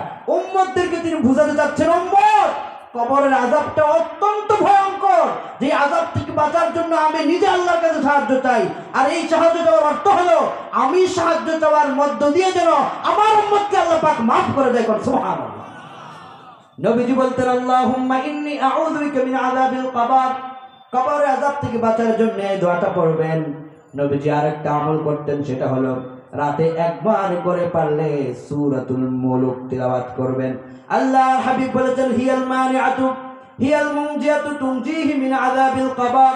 সূরাতুল মুলক যে একদিন একবার করে পড়বে, ওই সূরাতুল মুলক কবরে তার সাথী হয়ে কবরের আযাব থেকে আল্লাহ তাকে নাজাত দান করে দিবেন। কোন সুবহানাল্লাহ। এজন্য ঈমান লাগবে, ঈমান ছাড়া মুক্তির রাস্তা নাই, ঈমান ছাড়া জান্নাতের সুযোগ নাই। ঈমান হলো সবার আগে, তারপরে বাকি সবকিছু। কোন ঠিক কিনা? একটুখানি জিকির করুন লা ইলাহা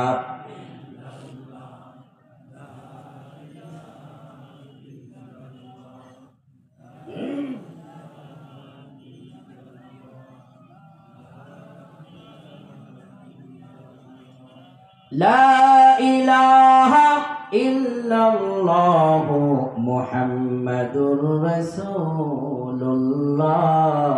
সাল্লাল্লাহু আলাইহি ওয়াসাল্লাম। আপনাদের কি ঘুম চলে আসছে? বিরক্ত হচ্ছেন? হাত তুলুন, কাদের কাদের ঘুম আসছে? কেউ আছে নাকি? পিছনে তুলে রেখেছে এখনো? আপনি টের পান নাই কি কইছি? ঘুম আসছে আপনাদের?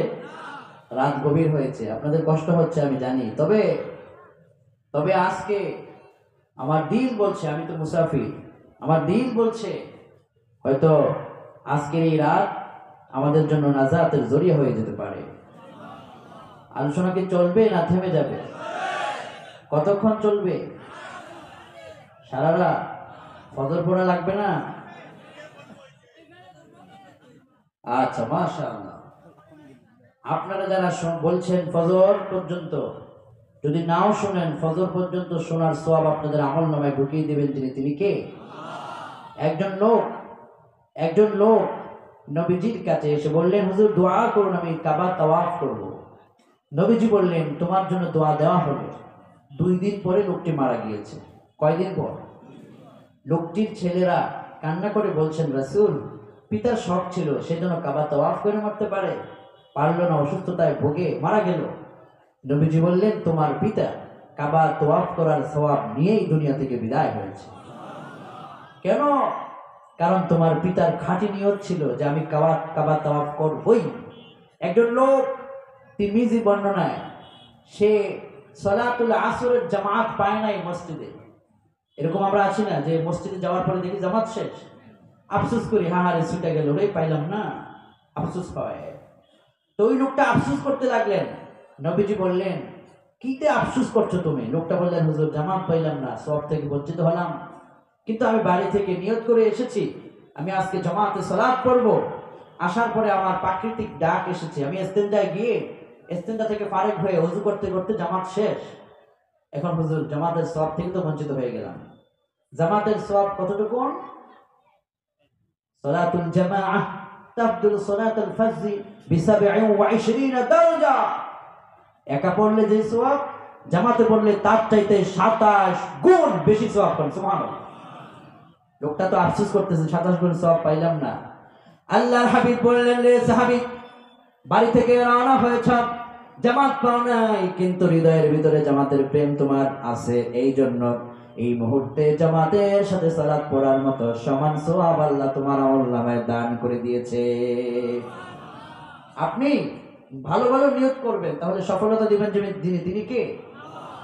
আল্লাহর ভালোবাসা পাওয়ার জন্য 5 গুণের 1 নম্বর গুণ কি ছিল? সবাই বলতে হবে কি? এই ঈমানটা আমরা বুঝতে পেরেছি তো ইনশাআল্লাহ? ঈমান। 2 নম্বর গুণ হচ্ছে সালাত। 2 নম্বর গুণ কি? সবাই বলুন, 2 নম্বর গুণ কি? বিশ্বনবী বলেছেন, যারা সালাত পড়ে না, মা ফিরআউন, তাদের হাসর হবে ফেরাউনের সাথে।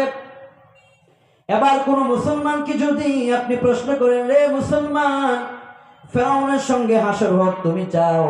লোকটা বলবে, আমি তামাম দুনিয়া ছেড়ে দিতে পারি, তারপরও ফেরাউনের সঙ্গে আমি হাসরে করতে চাই না।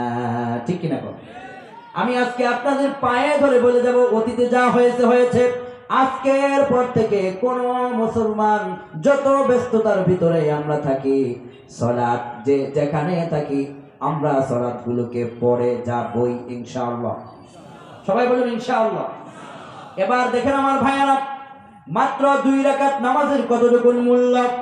নবীজি বলেছেন, একজন মানুষ যদি 2 রাকাত নামাজের মূল্য জানতো, তাহলে সারা জিন্দেগি সে সিজদায় পড়ে থাকতো। 2 রাকাত নামাজের মূল্য যদি একজন মানুষ জানতো, সারা জিন্দেগি সে সিজদায় পড়ে থাকতো। সাহাবায়ে কেরাম বললেন, হুজুর সেটা কিভাবে? আল্লাহর হাবিব বললেন, মান সাল্লা রাকাতাইন লাম ইয়াহদুস নাফসাহু ফীহিমা বিশাইইন মিনাদ দুনিয়া গফারাল্লাহু মা তাকদ্দামা মিন যামবি। যুবক গুনাহ করেছে, যৌবনের তাড়নায় নাফরমানি করে ফেলেছে, বন্ধুদের তাসের আড্ডায় বসে গেছে, ভুল করে ফেলেছে, নারীরা মোবাইল স্ক্রিনে পরনারীর দৃশ্য দেখেছে, পর পুরুষের দৃশ্য দেখেছে, চোখের গুনাহ হয়েছে, মনের গুনাহ হয়েছে, নানান গুনাহ নিয়ে বান্দা যখন নামাজের ভিতরে দাঁড়িয়ে যায়, আল্লাহর হাবিব বলেছেন, মান সাল্লা রাকাতাইন লাম ইয়াহদুস নাফসাহু ফীহিমা বিশাইইন মিনাদ দুনিয়া গফারাল্লাহু মা তাকদ্দামা মিন যামবিহি। 2 রাকাত সালাত সে আদায় করেছে, ডান দিকে সালাম ফিরিয়েছে, বাম দিকে সালাম ফিরাবার আগেই বান্দার পাহাড় পরিমাণ গুনাহকেও আল্লাহ রাব্বুল আলামিন মাফ করে দিবে। নবীজি বলেছেন বান্দার গুনাহটা মাফ হলে কোথায়? নবীজি বলেছেন বান্দার গুনাহ মাফ হয় তার ওযুর জায়গায়। আল্লাহু আকবার। সাহাবায়ে কেরাম বললেন, ওযুর জায়গায় গুনাহ কেমনে মাফ হয়? মুসলিমের বর্ণনায় নবীজি বলেছেন, মান তাওয়াদ্দা ফাআহসানাল বুদুআ খারাজাত খাতায়াহু মিন জাসাদিহি হাত্তা তাখরুজু মিন তাহতি আযফারিহি। আল্লাহর হাবিব বলেছেন, বান্দা যখন ওযু করতে যায়, ওযুর পানিতে যখন আপনি স্পর্শ করেন, অজুর পানিতে স্পর্শ করা মাত্রই নবীজি বলেছেন অজুর পানিতে এক ধরনের আসমানি মেডিসিন নাজিল হয়, আর ওই অজুর পানিগুলো দেহের যে অংশে লেগে যায় ওই অংশের গুনাহগুলো গাছের পাতার মতো ঝরে ঝরে পড়ে যায়। সাহাবায়ে কেরাম বললেন, ইয়া রাসূলুল্লাহ, ইয়া হাবিবাল্লাহ, আপনি বলেছিলেন মানুষের গুনাহ দেহের একটি অংশের ভিতরে লুকিয়ে থাকে, ওই অংশটা হচ্ছে নখের ভিতর। আমাদের নখ আছে না নাই? এই নখের ভিতরে গুনাহ লুকিয়ে থাকে। আপনি যত আমল করেন গুনাহ সব ঝরে, কিছু কিছু গুনাহ নখের ভিতরে লুকায় থাকে। আল্লাহর হাবিব বললেন, অজুর পানিতে এত বড় পাওয়ার আল্লাহ পাক দিয়ে দেন, এত বড় শক্তি দিয়ে দেন, অজুর পানি যখন নখের ভিতরে লেগে যায়, নখের ভিতরের গুনাহগুলোকেও অজুর পানি টেনে টেনে বের করে দেয়। আধুনিক মডার্ন সায়েন্স, বিজ্ঞান এটাকে নিয়ে গবেষণা করেছেন। বিজ্ঞান 2 ধরনের পানির পেয়ালাকে একসাথে নিয়েছেন, একসাথে নিয়ে ওরা বলছে যদি আজকের এই পরীক্ষায় ইসলাম জিতে যায় তাহলে আমরা কালেমা পড়ে মুসলিম হব। কোন আল্লাহু আকবার। ওরা বলতো দেয়ার ইজ নো গড, আল্লাহ বলতে কিছু নাই। এরপরে 2 পেয়ালার পানিকে তারা গবেষণা করলো। এক পেয়ালার পানি হলো ওযুর পানি, আরেক পেয়ালার পানি হলো পানযোগ্য পানি। একজন মুসলমানকে বলা হলো বিসমিল্লাহ বলে ওযুতে হাত দাও, আরেকজনকে বলা হলো তুমি বিসমিল্লাহ বলে পান করা শুরু করো। মুসলমানদেরকে দিয়ে এই পরীক্ষা শুরু হয়ে গেল। এবার বিজ্ঞান কয়, যে মুসলমান বিসমিল্লাহ বলে ওযুতে হাত দিল, ওই পানিটাকে আমরা এক জায়গায় গবেষণায় পাঠিয়ে দিলাম। যেই পানিটা পানের জন্য নিয়ে যাওয়া হলো, এটাকে গবেষণার জন্য আরেক জায়গায় নিয়ে গেলাম। আমরা অবাক হয়ে গেলাম যে ওযুর পানিটা বিসমিল্লাহ বলে তার হাত স্পর্শ করেছে, স্পর্শ করা মাত্রই ওই ওযুর পানিতে এক ধরনের মেডিসিন আমরা আবিষ্কার করতে পেরেছি, যে মেডিসিনটা পানযোগ্য পানির ভিতরে আমরা পাই নাই। বিজ্ঞান বলেছে এই ওযুর পানিটার ভিতরে আমরা এমন একটা শক্তিশালী জিনিসের চিন্তা আমরা পেয়েছি, দেখতে পেয়েছি, গবেষণা করে পেয়েছি। বিজ্ঞান কয়, ওই যে মুহাম্মদ সাল্লাল্লাহু আলাইহি ওয়াসাল্লাম বলেছিলেন ওযুর পানিগুলো তোমাদের দেহের গুনাহগুলোকে টেনে টেনে বের করে দেয়, টেনে বের করার জন্য যে শক্তিটা দরকার আল্লাহ পাক ওযুর পানির মধ্যে বিসমিল্লাহ বলে হাত দেওয়া মাত্রই ওযুর পানিতে ওই শক্তি আল্লাহ পাক আসমান থেকে নাজিল করে দেয়। কোন সুবহানাল্লাহ। আপনি যতবার ওযু করবেন ততবার আপনার দেহ থেকে ওযুর পানির কারণে গুনাহ ঝরবে। হযরত আলী রাদিয়াল্লাহু আনহু ওযুর সময় আমরা এই কনুই পর্যন্ত হাত ধুই, ঠিক কি না? হযরত আলী ধুইছেন এই বগল পর্যন্ত, একটু বেশি ধুইছেন না? বিশ্বনবী তাকায় মুস্কি হাসলেন, আলীর দিকে ডাকলেন, আলী এদিকে আও। হযরত আলী নবীজির কাছে আসলেন, আলী হাতের এই পর্যন্ত ধুতো করলেই তো হতো, তো তুমি এই বগল পর্যন্ত গেছো কেন? জামা কাপড় সব ভিজে গেছে। কায় হুজুর আপনি বলেছেন পানি যত দূর যাবে গুনাহ তত দূর ঝরে পড়ে যাবে, আমি এই জন্য পানি লাগাইছি, আমার গুনাহ যেন সব ঝরে পড়ে যায়। সুবহানাল্লাহ। তার মানে ওযুর পানির ভিতরে বরকত আছে না নাই? আবার ওযু করার পরে একটা দোয়া পড়বেন, মরার পরে আপনার জন্য জান্নাতের 8টা দরজা খুলে দিবেন, তিনি কে? হযরত ওমর রাদিয়াল্লাহু আনহু কয়, একবার আমি ওযু করলাম, ওযু করার পরে পিছন দিকে দেখি নবীজি দাঁড়ায়া।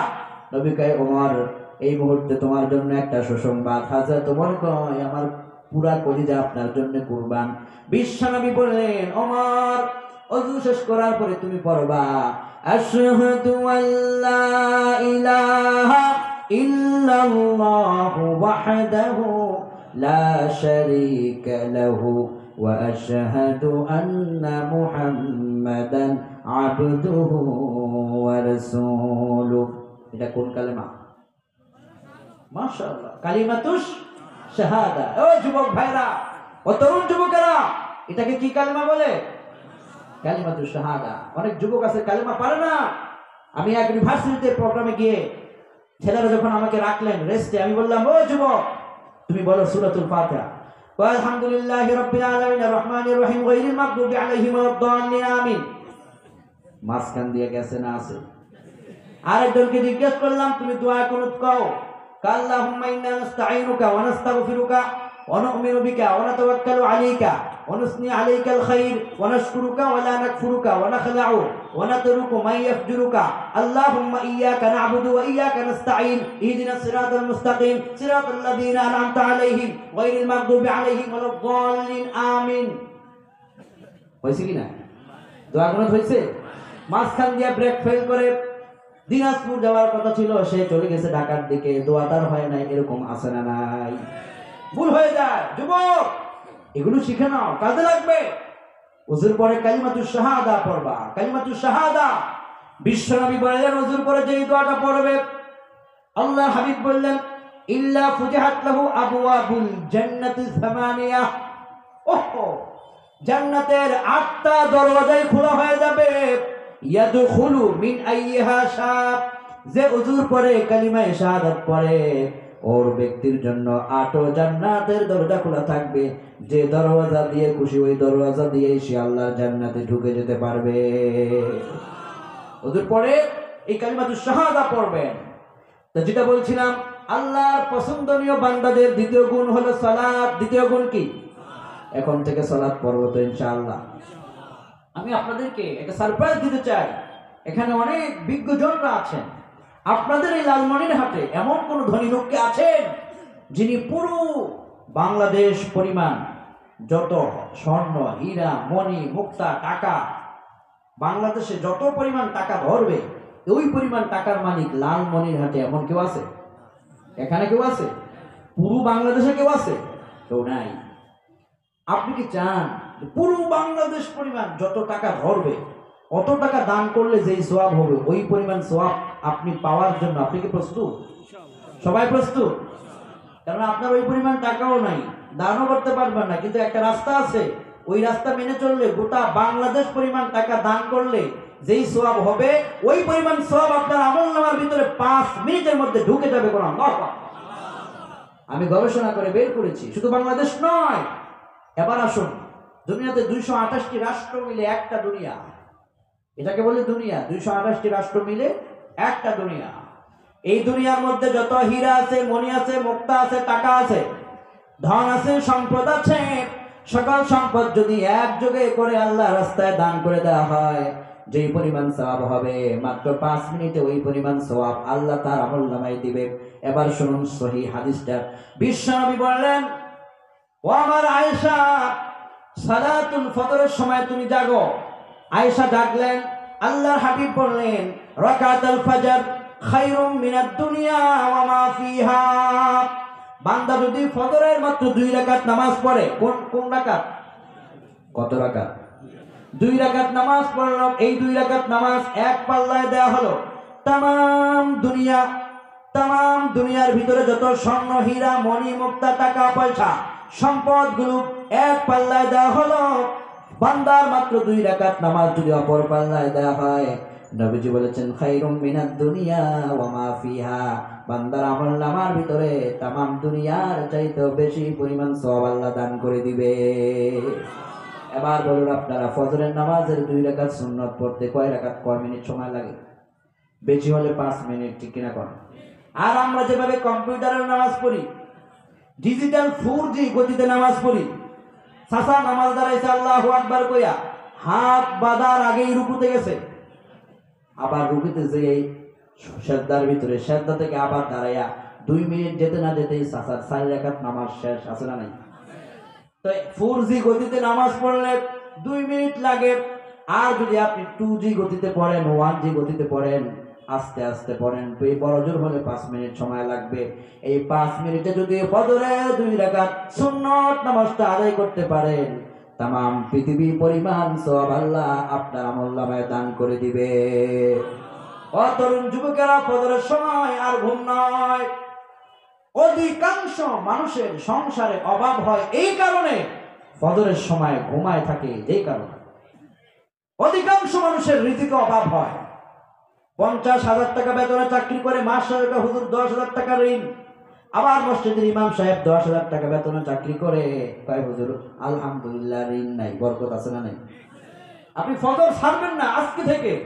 যদি মনে চান আপনার সংসার বরকত হোক, স্ত্রীতে বরকত হোক, আপনার অভাবগুলো দূর হয়ে যাক, এখন থেকে ফজরের সময় জাগবেন। কেননা আল্লাহ পাক দুই সময় বান্দাকে ডাকে। এক সময় তাহাজ্জুদের সময়, কে আসো আমার কাছে কি লাগবে চাও। আরেক সময় ফজরের সময় বান্দার কাছে আল্লাহ চায়। ফজরের সময় মসজিদের দরওয়াজাগুলোতে আসমান থেকে ফেরেশতারা নাজিল হয়ে যায়, খাতা নিয়ে দাঁড়িয়ে থাকে। যে প্রবেশ করে তার নাম লেখা হয়। আপনি প্রবেশ করেছেন, আপনার নাম 2 নম্বরে কে, 3 নম্বরে কে, এরকম একটা লিস্ট ফেরেশতারা তৈরি করে দেয়। এরপরে এই লিস্টটা আল্লাহর দরবারে তুলে ধরে। আল্লাহ দেখেন ইসলামপুরের ওই মসজিদের ভিতরে অমুকে অমুকে ফজরের সময় এসেছে, আর ওরা কি কি বলেছে সেটাও ফেরেশতারা এখানে উল্লেখ করে দেয়। বিশ্বনবী বললেন, বান্দা ফজরের সময় মসজিদের ভিতরে প্রবেশ করেছে, সালাতের সময় জেগেছে, আল্লাহর কাছে চেয়েছে, সূর্য ওঠার আগে রবের দরবারে তার ফরিয়াদ আল্লাহর দরবারে পৌঁছে যায়। আপনি ফজর আজকে থেকে ত্যাগ করবেন না, বলেন ইনশাআল্লাহ। আমরা কেউ ছাড়বো না ইনশাআল্লাহ। যত কষ্ট হোক, যত শীত হোক, ফজরে আজান হয়েছে, কম্বলটা আস্তে করে টান দিয়ে আরো জম্মের ঘুম দেয়। মা কয় বাবা ওঠ, কয় উঠতাছি। স্ত্রী কয় ও আপনি উঠেন, হুজুর ডাকতেছে, কয় আমি উঠতেছি। এরকম করতে করতে একেবারে সূর্য উঠে যায়, ফজর কাজা হয়ে যায়। এরকম আছে না নাই? এখন থেকে কষ্ট করে হলো নামাজ পড়বো। কতদিন বাঁচবো দুনিয়ায় কোনো গ্যারান্টি নাই, ঠিক কিনা কর? আয় আল্লাহ, এখন থেকে যেন 5 ওয়াক্ত সালাত আমরা পড়তে পারি, আল্লাহ তৌফিক দাও, কোন আমিন। আল্লাহকে খুশি করার জন্য 5 ওয়াক্ত নামাজ পড়বো তো ইনশাআল্লাহ। দুহাত উঁচু করুন, দুহাত উঁচু করুন। আল্লাহ সাক্ষী, বলুন হে আল্লাহ, হে আল্লাহ, হে আল্লাহ, তোমার কাছে আমরা প্রার্থনা করছি, এখন থেকে 5 ওয়াক্ত নামাজ আমরা যেন পড়তে পারি, বলেন আমিন। হাত নামান, যা কিছুই করেন নামাজটা ছাড়বো না ইনশাআল্লাহ পড়েন। তাহলে আল্লাহর প্রিয় হওয়ার জন্য দ্বিতীয় গুণ হলো নামাজি হতেই হবে, সালাত পড়তেই হবে। আল্লাহর প্রিয় হওয়ার জন্য 3 নম্বর গুণ হলো দান করা। বলেন 3 নম্বর গুণ কি?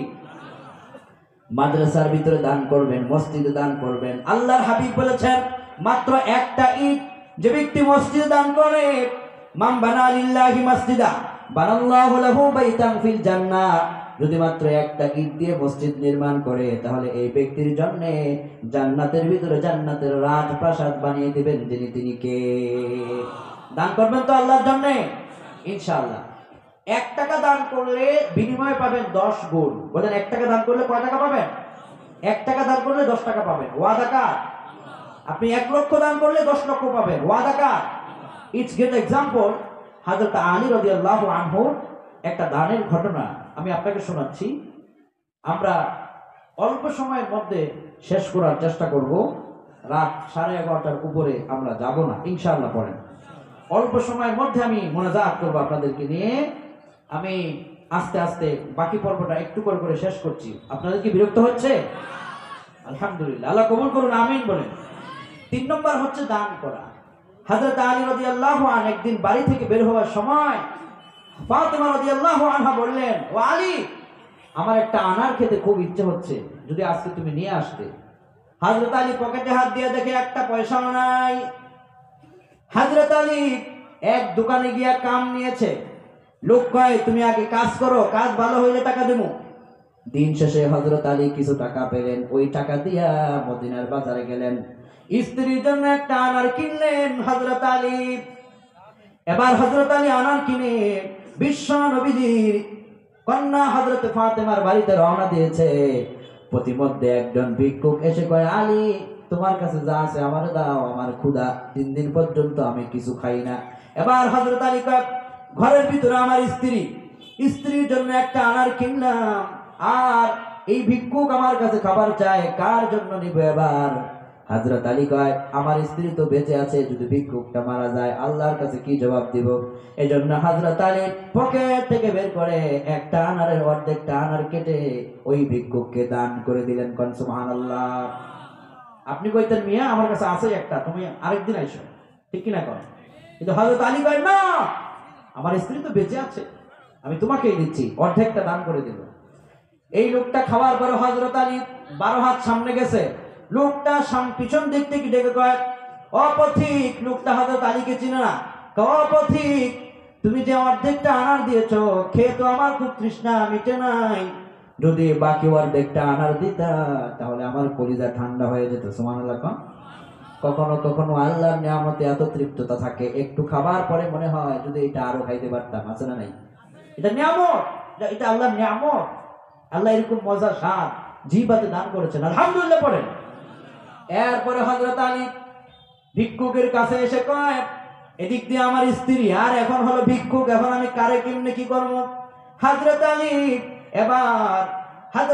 এবার আল্লাহ পাকের দিকে চিন্তা করে, আল্লাহ পাকের উপর ভরসা করে বাকি অর্ধেকটা আনার পকেট থেকে বের করে ভিক্ষুককে দান করে দিলেন। কোন সুবহানাল্লাহ।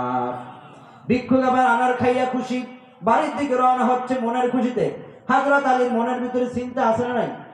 আর ঘরের ভিতরে গেলে আমার স্ত্রীরে কি জবাব দেব? ঘরের ভিতরে যায়, দরজার সামনে দাঁড়ায়, ভয়ে নক করে না, একটু পরে নিজে নিজেই সালাম দিয়ে দিছে। দরজা খোলা হয়ে গেল।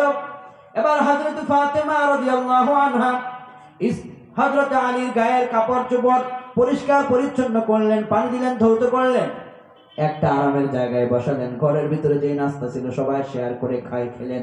আবার হযরত আলীকে হযরত ফাতেমা কয়, আমার প্রিয় স্বামী, সারাদিন আপনি বাইরে ছিলেন, কষ্ট করেছেন, এখন আপনি একটু তাশরিফ করেন, একটু আরাম করেন।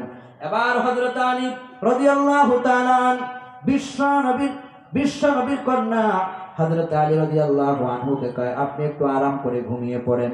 আলী মনে মনে কয়, আমি তো ভেবেছিলাম আমার স্ত্রী ফলের কথা জিজ্ঞেস করবে, জিজ্ঞেস তো করলো না।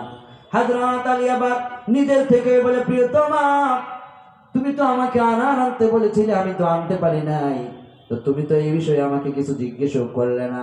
এবার হযরতে ফাতেমা রাদিয়াল্লাহু আনহা কি জবাব দেয়, তা তখনকার সময়ে স্বামী স্ত্রীর ভালোবাসা কি গভীর ছিল।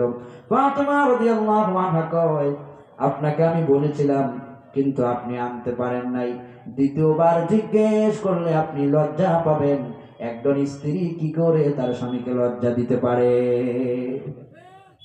আপনার আমার স্বামী, আপনার আমার স্ত্রী। তোমার জন্য ঈদের আগের দিন বলছিলাম আমার এই শাড়িটা লাগবে, আইনা দাও নাই।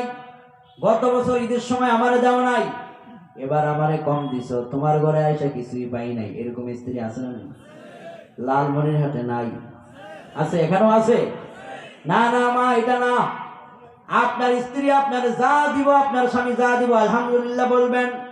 কেননা আপনার স্বামী সে আপনার জন্য সর্বোচ্চটুকু দেওয়ার চেষ্টা করে, আর্থিকের কারণে হয়তো পারে না, মনে কষ্ট নিবেন না, এক সময় আল্লাহ তৌফিক দিলে পাবেন ইনশাআল্লাহ। কোন এবার হযরত ফাতেমা বললেন, প্রিয় স্বামী, আপনি তো আনতে পারেন নাই, জিজ্ঞেস করলে কষ্ট পাবেন, তাই জিজ্ঞেসও করি নাই। হযরত আলী মনে মনে খুশি, কয়, আল্লাহ এমন স্ত্রী কয়জনে পায়? সুবহানাল্লাহ। কোন একটু পরে হযরত আলীর ঘরের দরজার মধ্যে একজন ফেরেশতা নক করল। ফেরেশতা এসে কয়, আলী আপনার উপরে সালাম।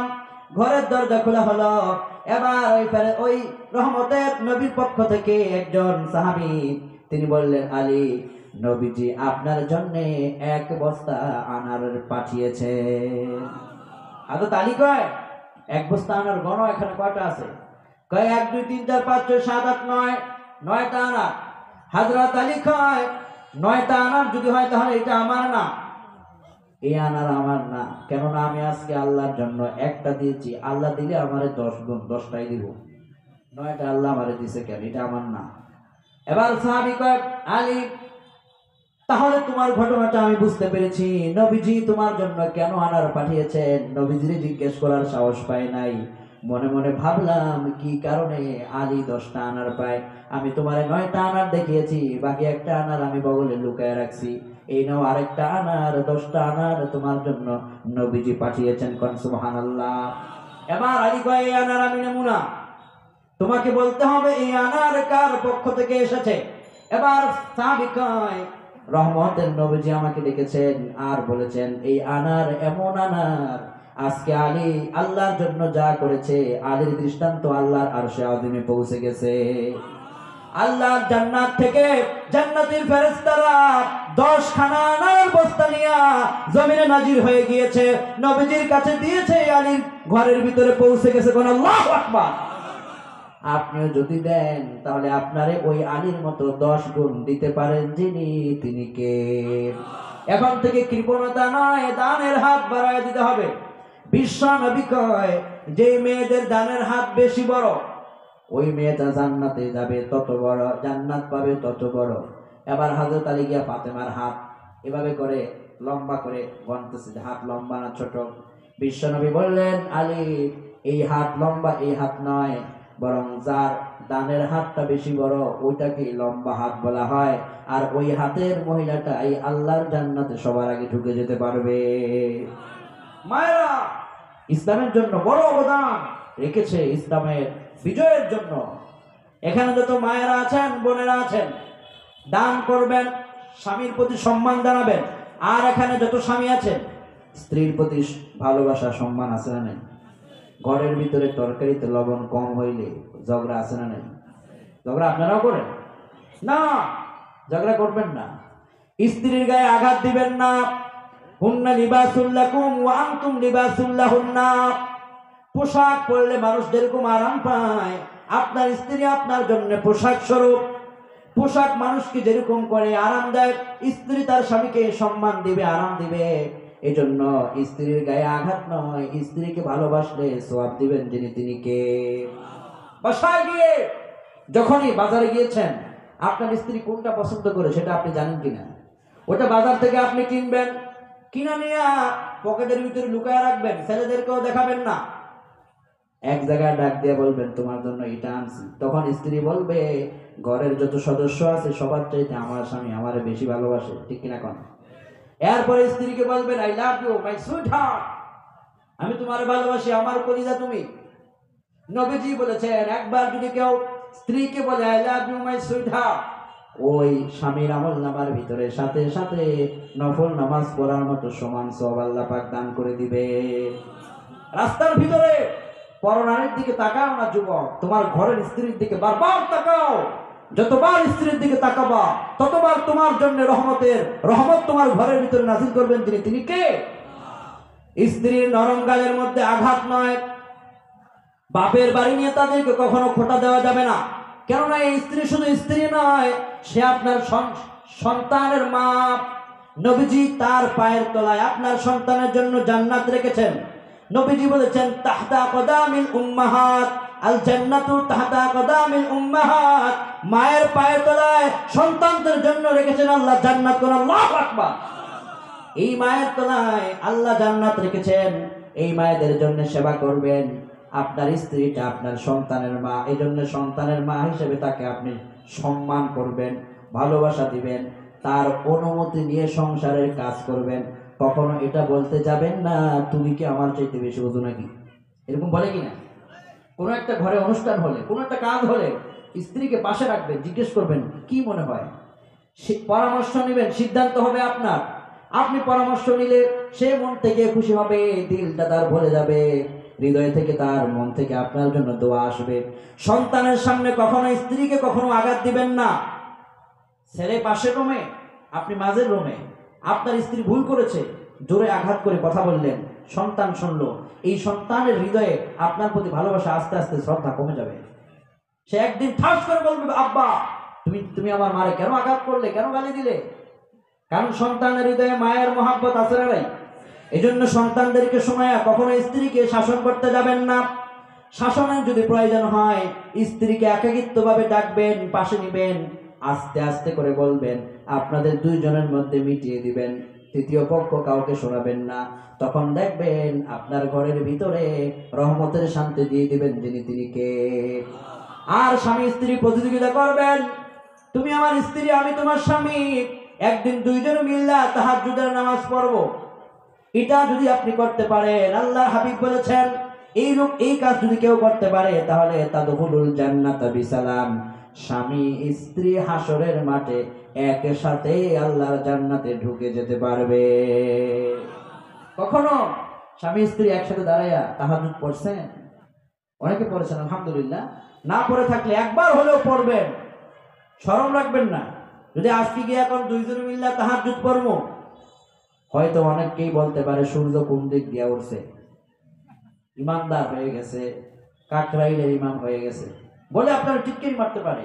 আপনি বলবেন না, আমি আজকে থেকে সিদ্ধান্ত নিছি যে আখেরাতে স্বামী স্ত্রী একসাথে জান্নাতে যেতে পারবে যারা একসাথে দুনিয়াতে তাহাজ্জুদ পড়ে।